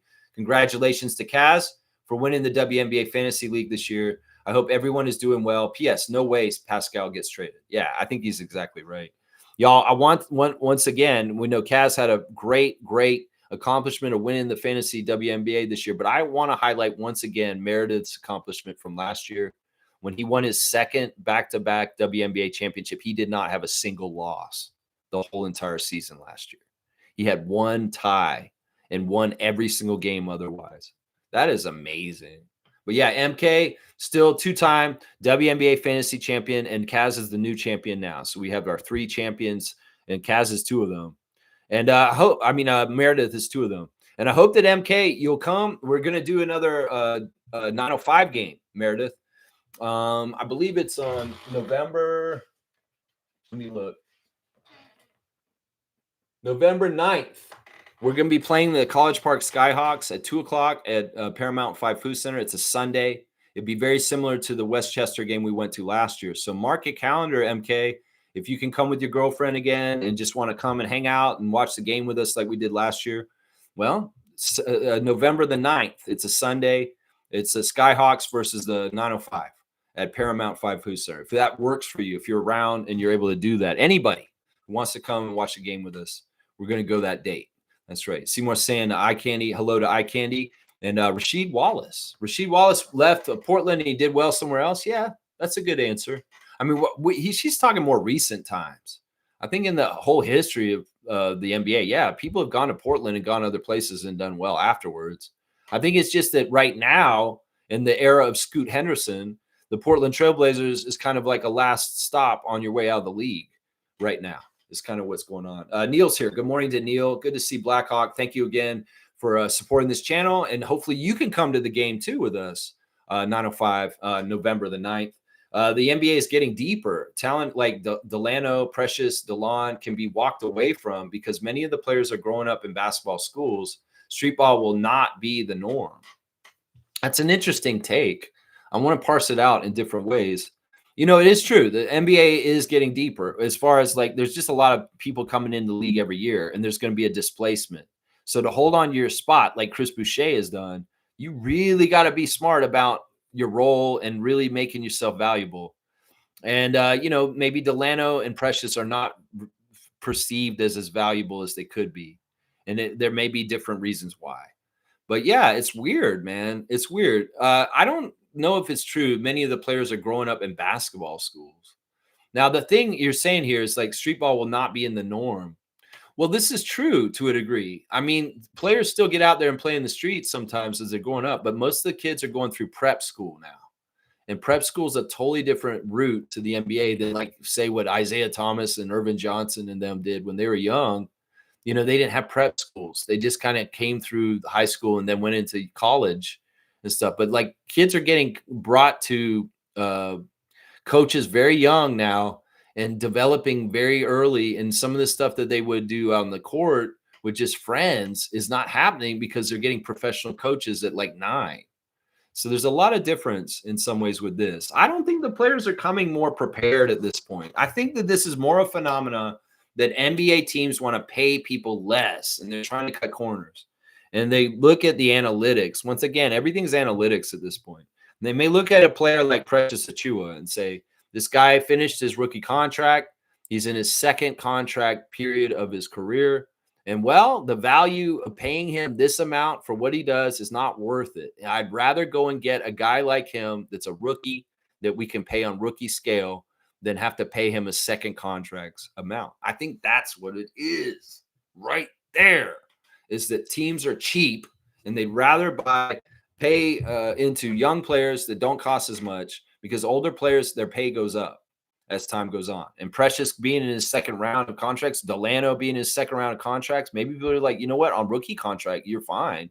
But on a regular NBA veteran contract, then the pay scale that it has to go to, nah, you're not worth that value. So we'll just draft a new guy and he'll play in your spot instead. I think that's the mentality right there. That's the whole driver of what you're talking about, Neil. Trevor's saying, as the saying goes, many are called, but only a few are chosen, just like basketball players. Yeah. Seymour's saying Portland always has been a dark horse in the running. It's a dark city. But the food is good. Top 5 restaurants, but that's about it. I like Portland as a city. I think Portland is a cool place. I have a good friend from high school that lives in Portland right now. He's a big Trailblazers fan. I love you, Joe. Hope you're doing real good over there. I also like the progressive politics of Portland, and the show Portlandia is hilarious too. Is really good. Kareem saying, I think Scottie Pippen is the best all-around player. His wings were clipped because obviously Jordan, but Scotty Barnes is Pippen 7.0, bigger, stronger, and can adapt without being the lead scorer. You know, the comparing the Scotties to each other is not a bad thing to do, because Scottie Pippen was one of the best all-around players in the NBA's history. And in some ways, Jordan's shadow did kind of overcast him. And in some ways, you know, we saw Scotty was not successful without Jordan, but still, you know, Scotty is a very important player in the history of the NBA, and he was very good on his own, even if he didn't play with Michael. And I think this delineation that Kareem's saying here is that, you know, Pippen was in some ways the best all-around player on the Bulls with Jordan there. That's absolutely true, because Pippen got shot blocks and did all kinds of extra stats, and he was a glue guy, and he got a lot of different stats in a lot of different areas to help them win. And he could score too when they needed him to win. And Jordan may have been the primary leader and the primary scorer, but Scotty was the glue guy. Scotty was the guy who took care of a lot of things, just like our Scotty now. So yeah, it's a good comparison right there. You know, it's a good comparison right there in some ways, very much. Yeah. And I agree that in some ways, Scotty Barnes is bigger and stronger than Scottie Pippen. Fish is saying, Seymour, you're right. Wallace got away good, but the rest, there's way more examples throughout the history of the Portland Trailblazers franchise. It's just that I can't think of them right now. I mean, you got to realize the Trailblazers have been around since the 70s. And there's like going to be some Trailblazers player that played for the Blazers and went on and played better somewhere else, somewhere in the history. I know what you mean, though, right now, Fiercey. I know what you mean right now as far as what you're saying about Portland. Seymour's saying he's the only one. Zach Randolph is another, but didn't win anything in the long run. He's the only one. Zach Randolph, yeah, leaving Portland. What about LaMarcus? Was LaMarcus Aldridge a little bit better after Portland? Maybe not. I don't know. This is a tough question. In some ways, I don't really care about figuring this out. I really kind of don't care about figuring this out. Mischief's here. Good to see the baseman. Mischief is in the house. I heard Thomas Sorber tore his right ACL. Yes, he's already out for the season. There's been a couple of rookies that are out already for the whole entire year, and Sorber is one of them. That's interesting because we talked about him a lot in the lead up to the draft. He was somebody I liked a lot. But this is the thing. Georgetown's Thomas Sorber was already hurt. He was hurt from his last year at Georgetown, and maybe he just re-aggravated the same injury. He looked really good, though, and looked like a real steal for OKC at that spot, but they're not going to get him this year because he's out. That's right. He's having season-ending injury surgery. I'm glad Raptor scouts dodged the bullet. It doesn't surprise me considering his 263-pound rookie. Yeah, and the fact that he was already hurt before the draft kind of signaled this guy may be a risk. But I was also saying maybe there's value in him because he's falling in the draft because he's hurt, and then he's kind of like an OG Anunoby. Well, he may not play this year, but who knows when he comes back around. It's not like OKC needs him this year. It may very come fruitful for them, you know, kind of like a delay like Chet. And we'll just have to see. We'll have to see. Great to see you, Jay. Always great to see you in the Rap Freak chat. Great group this morning here with me this morning. Seymour saying it's weird. As soon as I start dribbling, people ask me, are you from Toronto? It's weird. I guess we just hoop different. They ask you, they just see how you hit dribble and they think you're from Toronto. That's awesome, man. So there's a signature Toronto dribble. I did not know this. I want to see what a Toronto dribble looks like, Seymour. Maybe you got to film a clip and put it up on our Discord or something. I want to see this. Let's see. Fiercey saying, Seymour, your nickname will be Pape Gia. Pape Gia? Y'all are crazy, man. Y'all are crazy. All right. Seymour saying, at 6'4", 230 pounds, I'm not far off. Got to shed some weight. Yeah, we don't need you having those Thomas Sorber stuff going on here. Come on now. You'll be all right. Kaloy saying, Seymour and Lex got that NBA guard height. Sheesh. Yeah, we're both 6'4". I mean, I'm not a shooting guard height anymore. I used to be when I was younger. I was like, I can play shooting guard, but now I'm a point guard height, and I don't play point guard. I'm not a very good point guard, though. That's the thing. I'm a good slasher scorer, and I'm not a not bad rebounder and shot blocker. In some ways, I'm better down low near the basket. But if I am outside, I can try and either shoot or drive. And because that's classically what you got to do if you're a 2 or 3. But I damn for sure don't have the ball handling to be a 1. And I do not. I have some pretty good passing chops, but not like a point guard does. So I don't know. I think the league has gotten taller, and I'm too short for a shooting guard at this point. 6'4", too short. Some people would say, "No, Lex, you're fine." Elijah Martin, you'll see. You'll see. It'll be fine. Let's see. Roger's saying, "Good luck, Seymour. Hope the Raptors come calling." Well, once again, I want to put this on blast. The Raptors 905 are doing an open tryout for their G League team. If you have some money, you can go and try out for Andrew Jones and the Raptors 905 in Mississauga.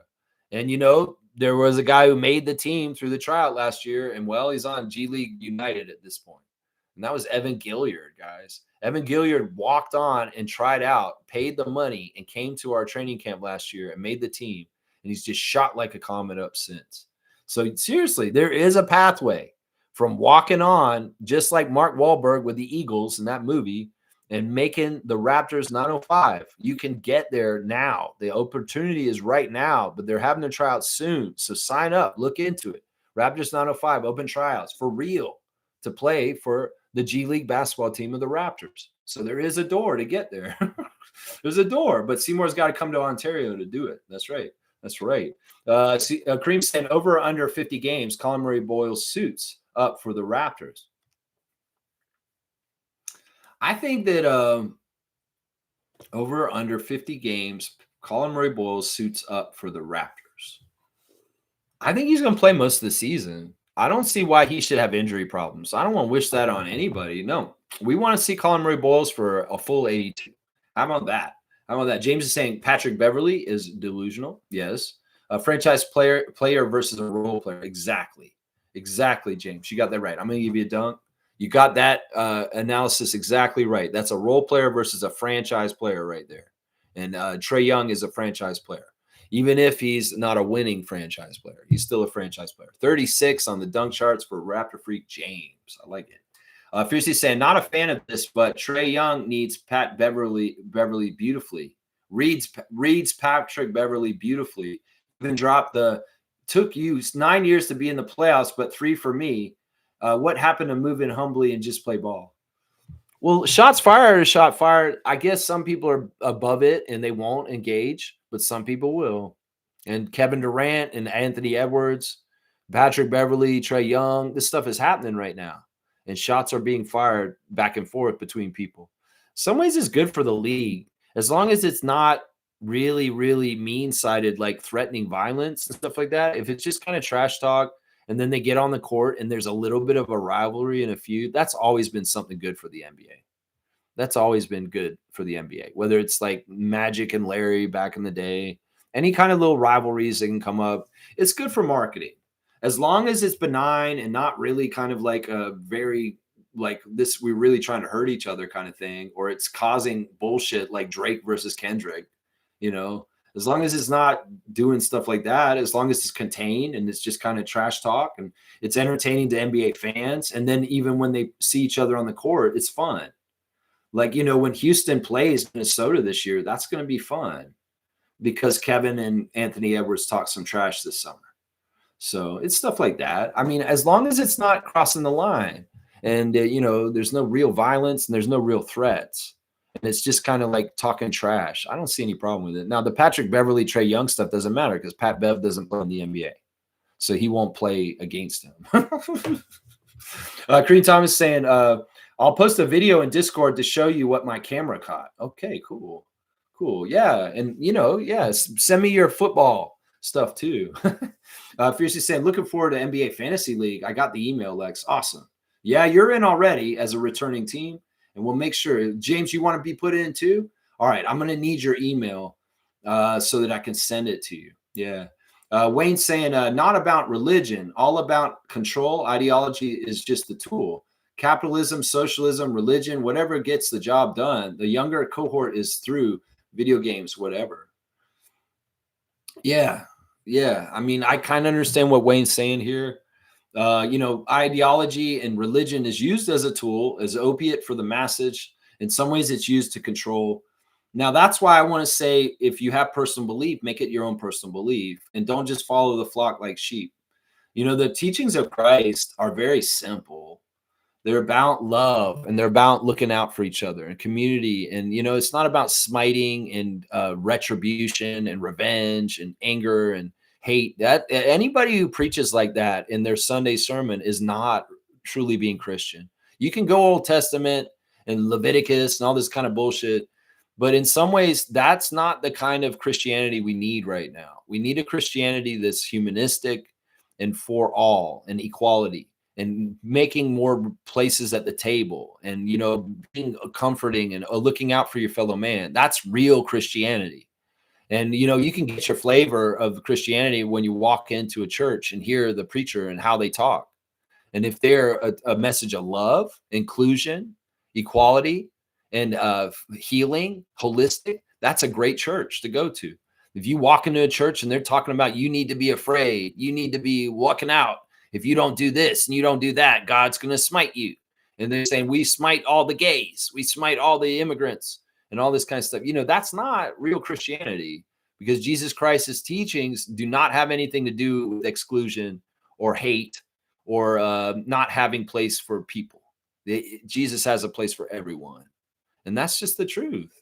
And I mean, I'm a very basic level of Christianity here. In some ways, I'm not very learned in it, but I can understand the difference between real Christian beliefs and fake Christian beliefs that are being used to manipulate people and to try and control them. And that's something that we got to understand right now, is a lot of the stuff that's infiltrated the churches, whether it's through MAGA or whatever it is absolutely not Christian. It's not Christian. Those beliefs are not Christian. And a long-time Christians that have the MAGA influence on them, all of a sudden, the difference. Don't kid yourself. And that stuff is not what Jesus wanted. It isn't. The stuff that they're doing to separate families in the United States through ICE is not Jesus-like. Let's just put it that way. Yeah, Seymour saying, eye candy, I love the riff between them. I have little respect for them, but it's entertaining as Katie and Edwards beef. Yeah. That's the thing. Seymour likes the drama. He likes the shots fired. He enjoys the conversation. And that's part of the excitement on the extra, on the outside there. That's right. James is saying Westbrook is also a free agent. What do you think about Pacers signing him? Hallie is injured.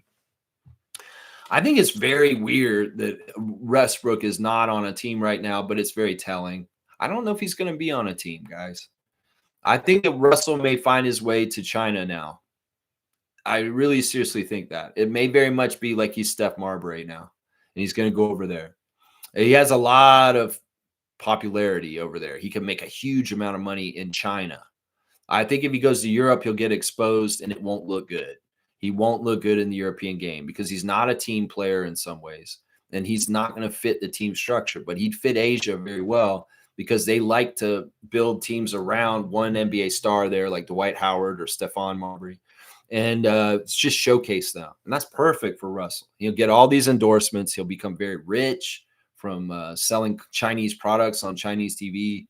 And they already know him. He's a huge name, and he'd do very successful there.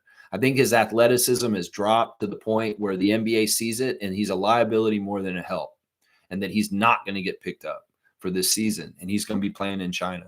I really do believe that's what's going to happen. I'm not surprised that Russell Westbrook has not signed right now. Yeah. MK saying, I'm so down. I'll definitely be there, and I'll bring my girlfriend if she wants to come. Can't wait to see everyone again. Yeah, this will be awesome. Yeah, I can't wait to have another Raptor Freak hangout. The birthday party for Monique this summer was fantastic, and I'm really excited about doing our first game of the year, that College Park Skyhawks game against the Raptors 905 on November the 9th. It's a Sunday 2 p.m. game.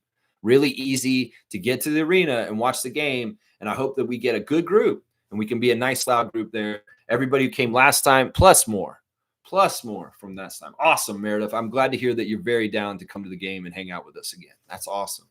G saying Tyler Hero is having left foot surgery and will be sidelined for the beginning of the season. That's great news. I mean, not great news. That's a great news break by G. I appreciate you doing that, bringing me that news right now. Let's see. I'll put a dunk on G. That's 51 for you, sir. Yeah. Okay. So Miami's going to have a tough start to their season.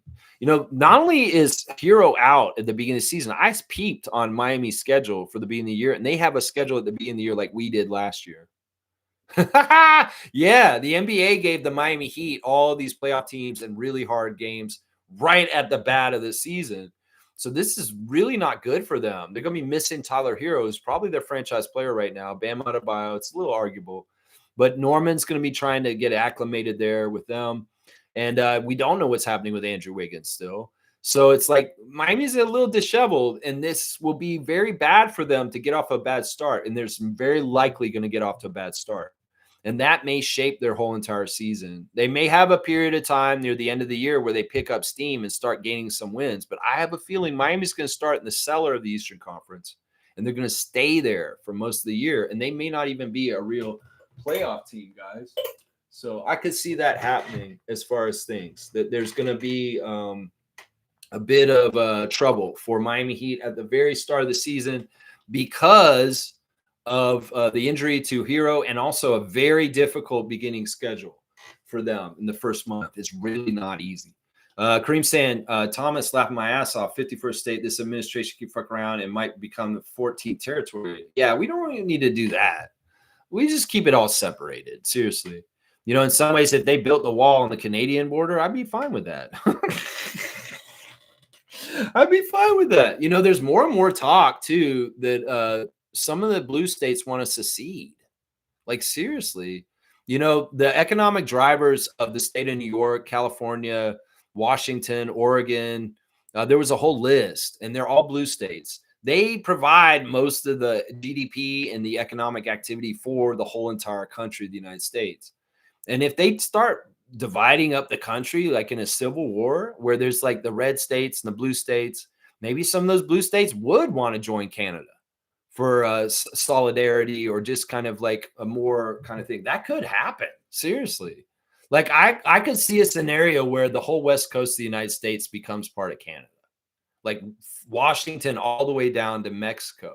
And if you think about it, if that corridor is open, Canada to Mexico, we really don't need United States in a lot of different ways. If all of a sudden California, Oregon, and Washington are Canadian states.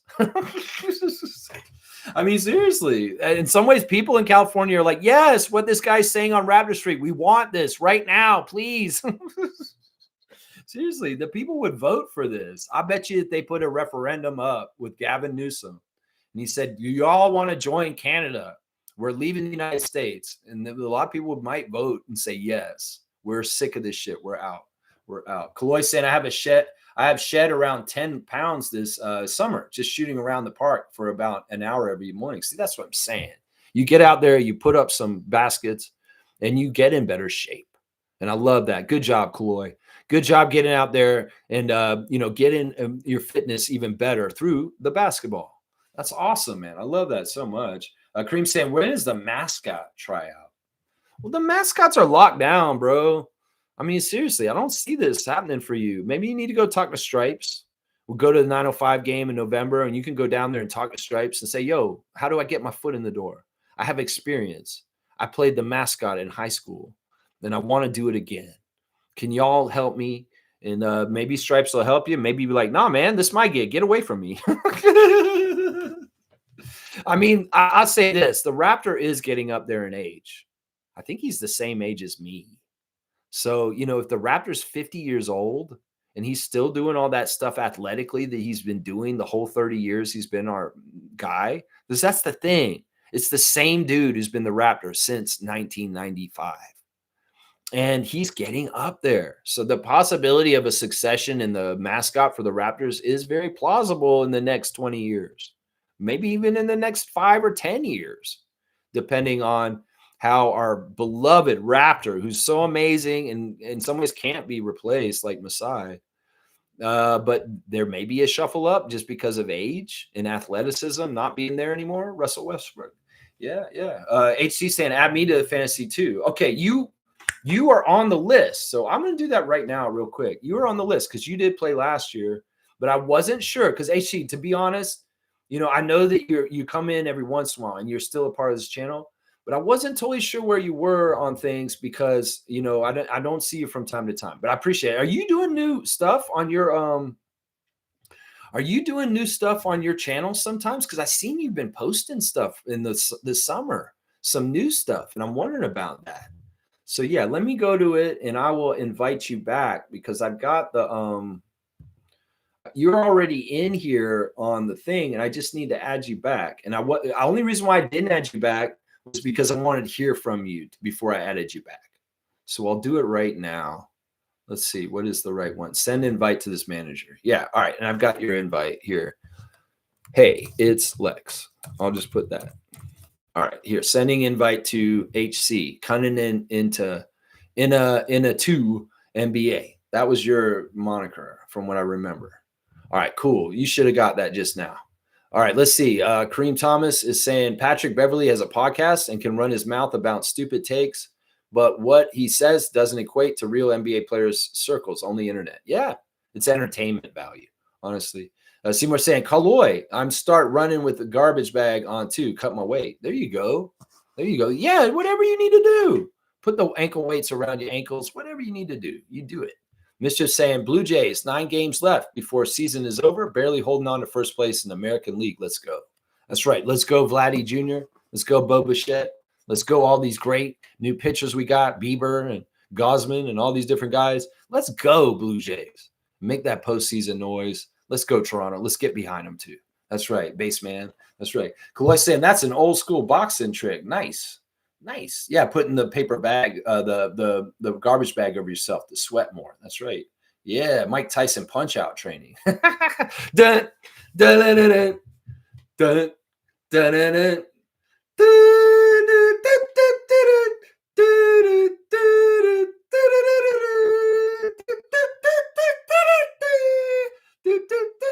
Yeah, Lil Mac running behind his trainer Doc, who looks like the fat guy from the Eat It video, or with the fat video with Michael Jackson. Doesn't the coach of Lil Mac on Mike Tyson's Punch Out look like that one guy in the bad video or the fat video? Weird Al Yankovic fat. You know I'm fat. I'm fat. There's that one dude. He has the same face. Anyway, all right, let me keep going. Let's see. Kaloy saying, I tried getting into running, but it's just so tough. I'd rather shoot hoops for an hour and it passes by so quick.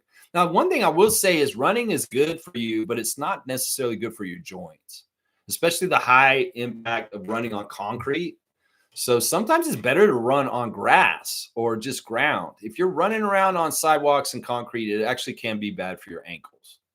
So, in some ways, that's part of it right there. Is like, in some ways, it's actually better anaerobic exercise to walk than run, because running can be very bad on your joints in certain ways. You really work yourself a certain way. So yeah, facts. All right, facts. Trevor saying, one of my friends is opening a high-end bar tonight, downtown Miami, so I'm going to donate some food to open. There you go. He's getting the food truck food and he's bringing it down. Trevor J taunting us with his food all the time on Discord. If you want to see the Discord food that Trevor J's making, you got to become a member of the channel, and then you get access to the very, very appetizing pictures. Oh my gosh, Trevor, you're killing me with those wings you posted. Oh my gosh, man, you drive me nuts, man. He's gonna bring that food down to his friend's place tonight, high-end bar in Miami. Let's go. Seymour saying, Tyler Hero out with surgery to East, looking weaker by the minute. That's right. Get out of the way. We coming. All right, let me go on my tabs now. We got about 7 minutes before we were talking about gratitude earlier, because some people don't have what we have, and we should be grateful for what we have. Some people are just hoping for it. Trevor's Jay's words of wisdom today. Well, let's talk about gratitude. Gratitude Seafood. Gratitude Seafood is a First Nations owned seafood company out of BC, and 3% of all their sales go back to Aboriginal communities. So if you see the label Gratitude Seafood, that is a great 100% Canadian company, not only supporting Canada, but supporting Aboriginal communities in British Columbia. And they have tuna, they have all kinds of different stuff. So if you see the brand Gratitude Seafood, that's a good one to buy. It sounds like a good one already, right? Buying Gratitude. having gratitude. That's a good way to be. That's right. That's right. We've been checking on the WNBA already. We did the Instagram stories. Let's go to Raptors Reddit and see what they're saying. Yeah, they noticed this. We noticed this the other day on NBA 2K. They've got Kyle Lowry's jersey up in the rafters in the Raptors arena already. They're hanging the number 7. They've got it's crazy because they've got the Vince Carter banner, and it looks just like the one we put up last year. And then they have a number 7 up in the corner, just in the corner. So it's like just a matter of time. Exactly right. If Larry Tannenbaum had his way, if we had our way, Lowry would have been the first one retired, and not Vince. Not Vince. Lowry would have had his jersey retired first by the Raptors, and not Vince Carter. If we had it our way, that's right. I don't know why they're showing Guillermo of Jimmy Kimmel. Oh yeah, because he's fired now. That sucks. That's the side product of the Jimmy Kimmel thing. That's sad is Guillermo's gone now. What the hell? What a travesty. What a travesty. I didn't even think about that. Some people are saying, will the Raptors make the playoffs? Are they a top 6 team in the East? Yeah, they are. For reals. Come on now. You're going to see it, man. You're going to see it. That's right. All right. That's enough Raptors Reddit reactions for today. Let's see what else we got. We said happy birthday to Precious Achua. Also, I want to say this is crazy. And this guy has passed on, and he's not with us anymore, but former assistant coach of the Raptors, also a GM for the Raptors for a little while, Jack McCloskey. Jack McCloskey worked with the Detroit Pistons for a long, long time with Isaiah Thomas. He was in the front office of the Pistons, and then he came to the Raptors with Isaiah in the mid-90s when he came to help run the Raptors with Isaiah.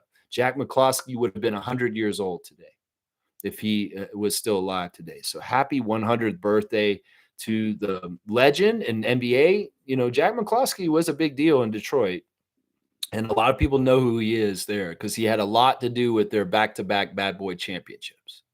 So I say happy birthday to former Raptors employee, coach, GM, Jack McCloskey, who would be 100 today. Wow. Wow. Tomorrow, once again, we're doing a Saturday Share the Love Club for Serge Ibaka, whose birthday was yesterday. I missed his birthday yesterday. I'm sorry, Serge, that I missed your birthday. Serge turned 36, y'all, yesterday. 36 years old, Serge Ibaka turned yesterday. And Amari Moore turned 25 yesterday. So happy birthday to former Raptors 905, Amari Moore, Niagara River Lions champion. I missed your birthday yesterday because the stream got cut off, but I would have said happy birthday to Serge and Amari yesterday. So yeah, tomorrow we'll do a Saturday Share the Love Club celebrating Mafuzi, the natural man, original man. I do art, Serge Ibaka, and his love affair with Toronto, his new Spanish beer he's pushing, and just in general, just being a badass and loving the champion of the Raptors, Serge Ibaka. So share the love for Serge Ibaka tomorrow morning, 9:30 a.m. on his birthday week. I hope you'll join me then. That's right. All right, let me see. Are we all right? We got 2 classic cards to do because we missed the classic card yesterday. So we're going to have 2 cards today, guys. And yeah, we're going to see that. Trevor's got it down there. I have a team of different culture chefs, so we get different food. Interesting. Trevor, I didn't realize your operation is such a mass scale. That's right. Good morning, Raptor Free Crew from the super fan, Monique Lawrence. Always happy to see. Oh, fuck. This is weird. We did it again, guys. I pulled one card out of the box, and it just freaks me out. I'm living in synchronicity with the world, honestly. Man, Seymour saying oxtail Jamaican patties is what's popping over here. Okay. I haven't even had breakfast yet. Y'all killing me with making me want lunch. Oh, my gosh. Yeah, Monique, good morning. I love you, Mo. I'm sorry for the miscommunication this week. I love you so much, and I hope that you're just having a fantastic day. That's what I want. All right, full name answer. This is weird, y'all.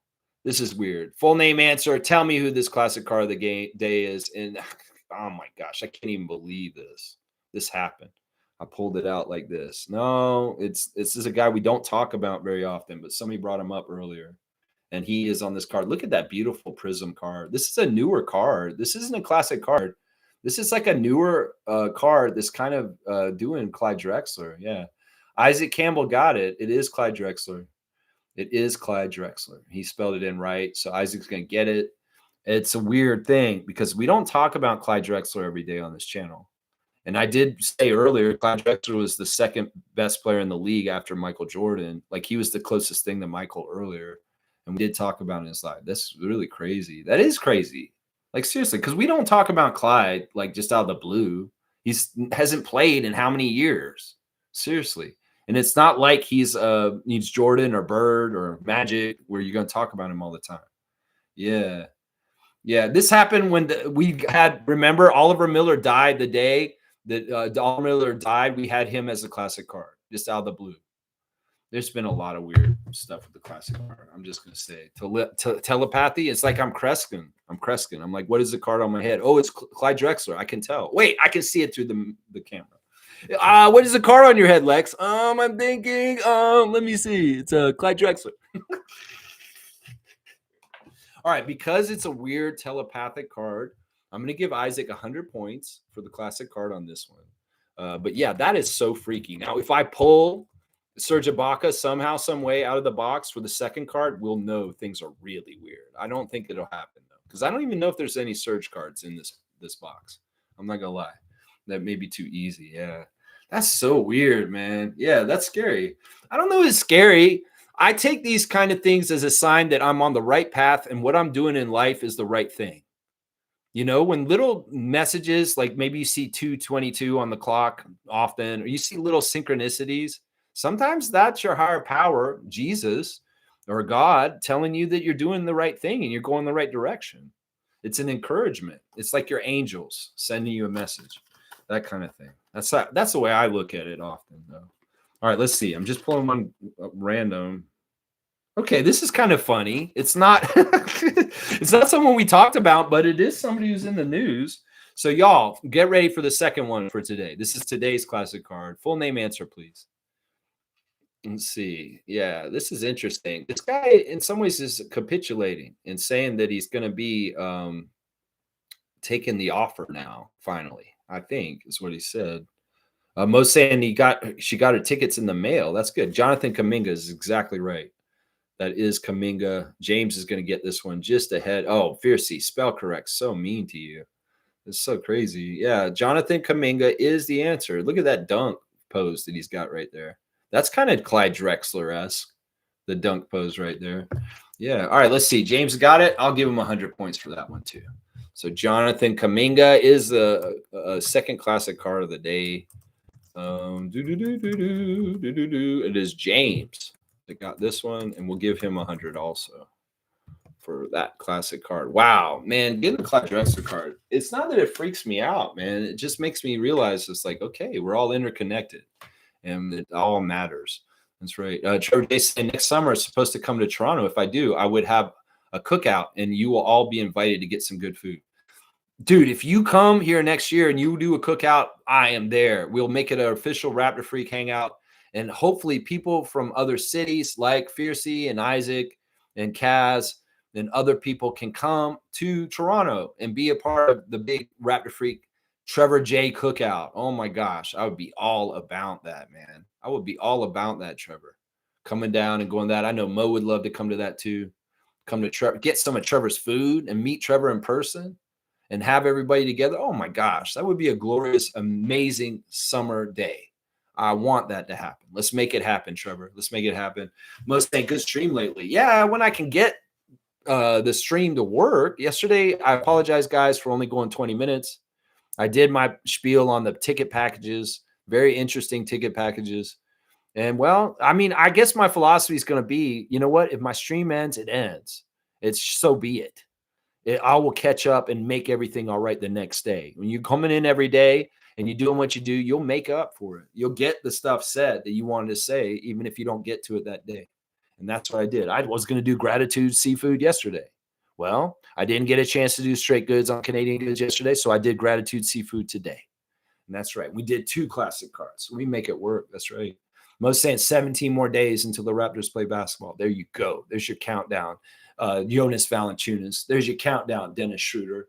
There's your countdown, Garrett Temple, number 17. That's right. That's right. Fiercely saying, goodness, Patricia Bev firing back and saying Trae Young is a coach killer.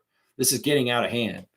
Yeah, if you're paying attention, it's getting out of hand. If you don't really care, you're like, oh, these guys are arguing. It's silly. Yeah, W Stream fam. Thank you, Fiercey. I appreciate you, MJ. I appreciate everybody for watching the Rapid Freak stream today, talking about rumors. They persist around people like Siakam and VanVleet. Why did that? Why is that? Why is that? Why do these rumors persist around Siakam and VanVleet? Is it something about them? No. It's just that in some ways people have had a lot of success making up trade rumors about Pascal for years now.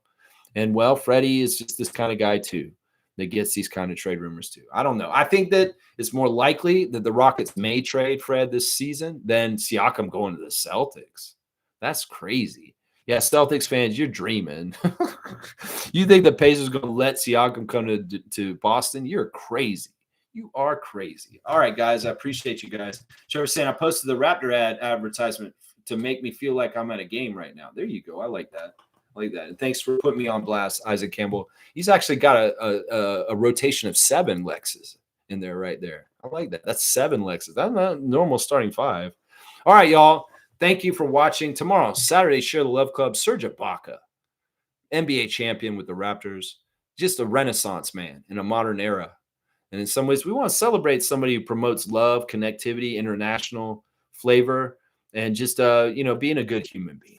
We love you, Serge, and we're going to love you more tomorrow. Saturday, Share the Love Club. I hope you'll join me then. Let's go, Raptors. Let's go, Tempo. Please like, comment, subscribe, share, join the channel, and maybe even clip me out and put me in some places if you want to, too. I appreciate everybody. Put out love in the world. Love will come back to you. We need love more than ever and connectivity, not the divisiveness that they're trying to push on us. We have more in common than we have in difference. Always remember that. And never, ever let them try to separate us by very shallow differences. Honestly, very, very shallow differences. With one planet, we all live on it, and we're all in the same boat. As much as some people have huge bank accounts, it doesn't matter. We're still on the same damn planet. They can try and build rocket ships to escape. It doesn't matter. We're still on the same damn planet. And in the end, we all go in the box, pauper or prince. It doesn't matter. So that's just it. Live your life the best way while on earth, the Christ way. And that's loving your neighbor, loving each other, and looking out for each other, and being a healing force of connected togetherness. That's what I say today as I leave my last words of wisdom right there from Lex. My words of wisdom. All right, y'all. I appreciate everybody. Let's go, Raptors. We are coming for the season, and we're going to mess y'all up because we have got a very good team, and y'all are disrespecting us. What do I do when I say this? We know the future's so bright. Lex has got to wear shades. All right, y'all. See y'all tomorrow. Parliament Funkadelic, baby. Let's go.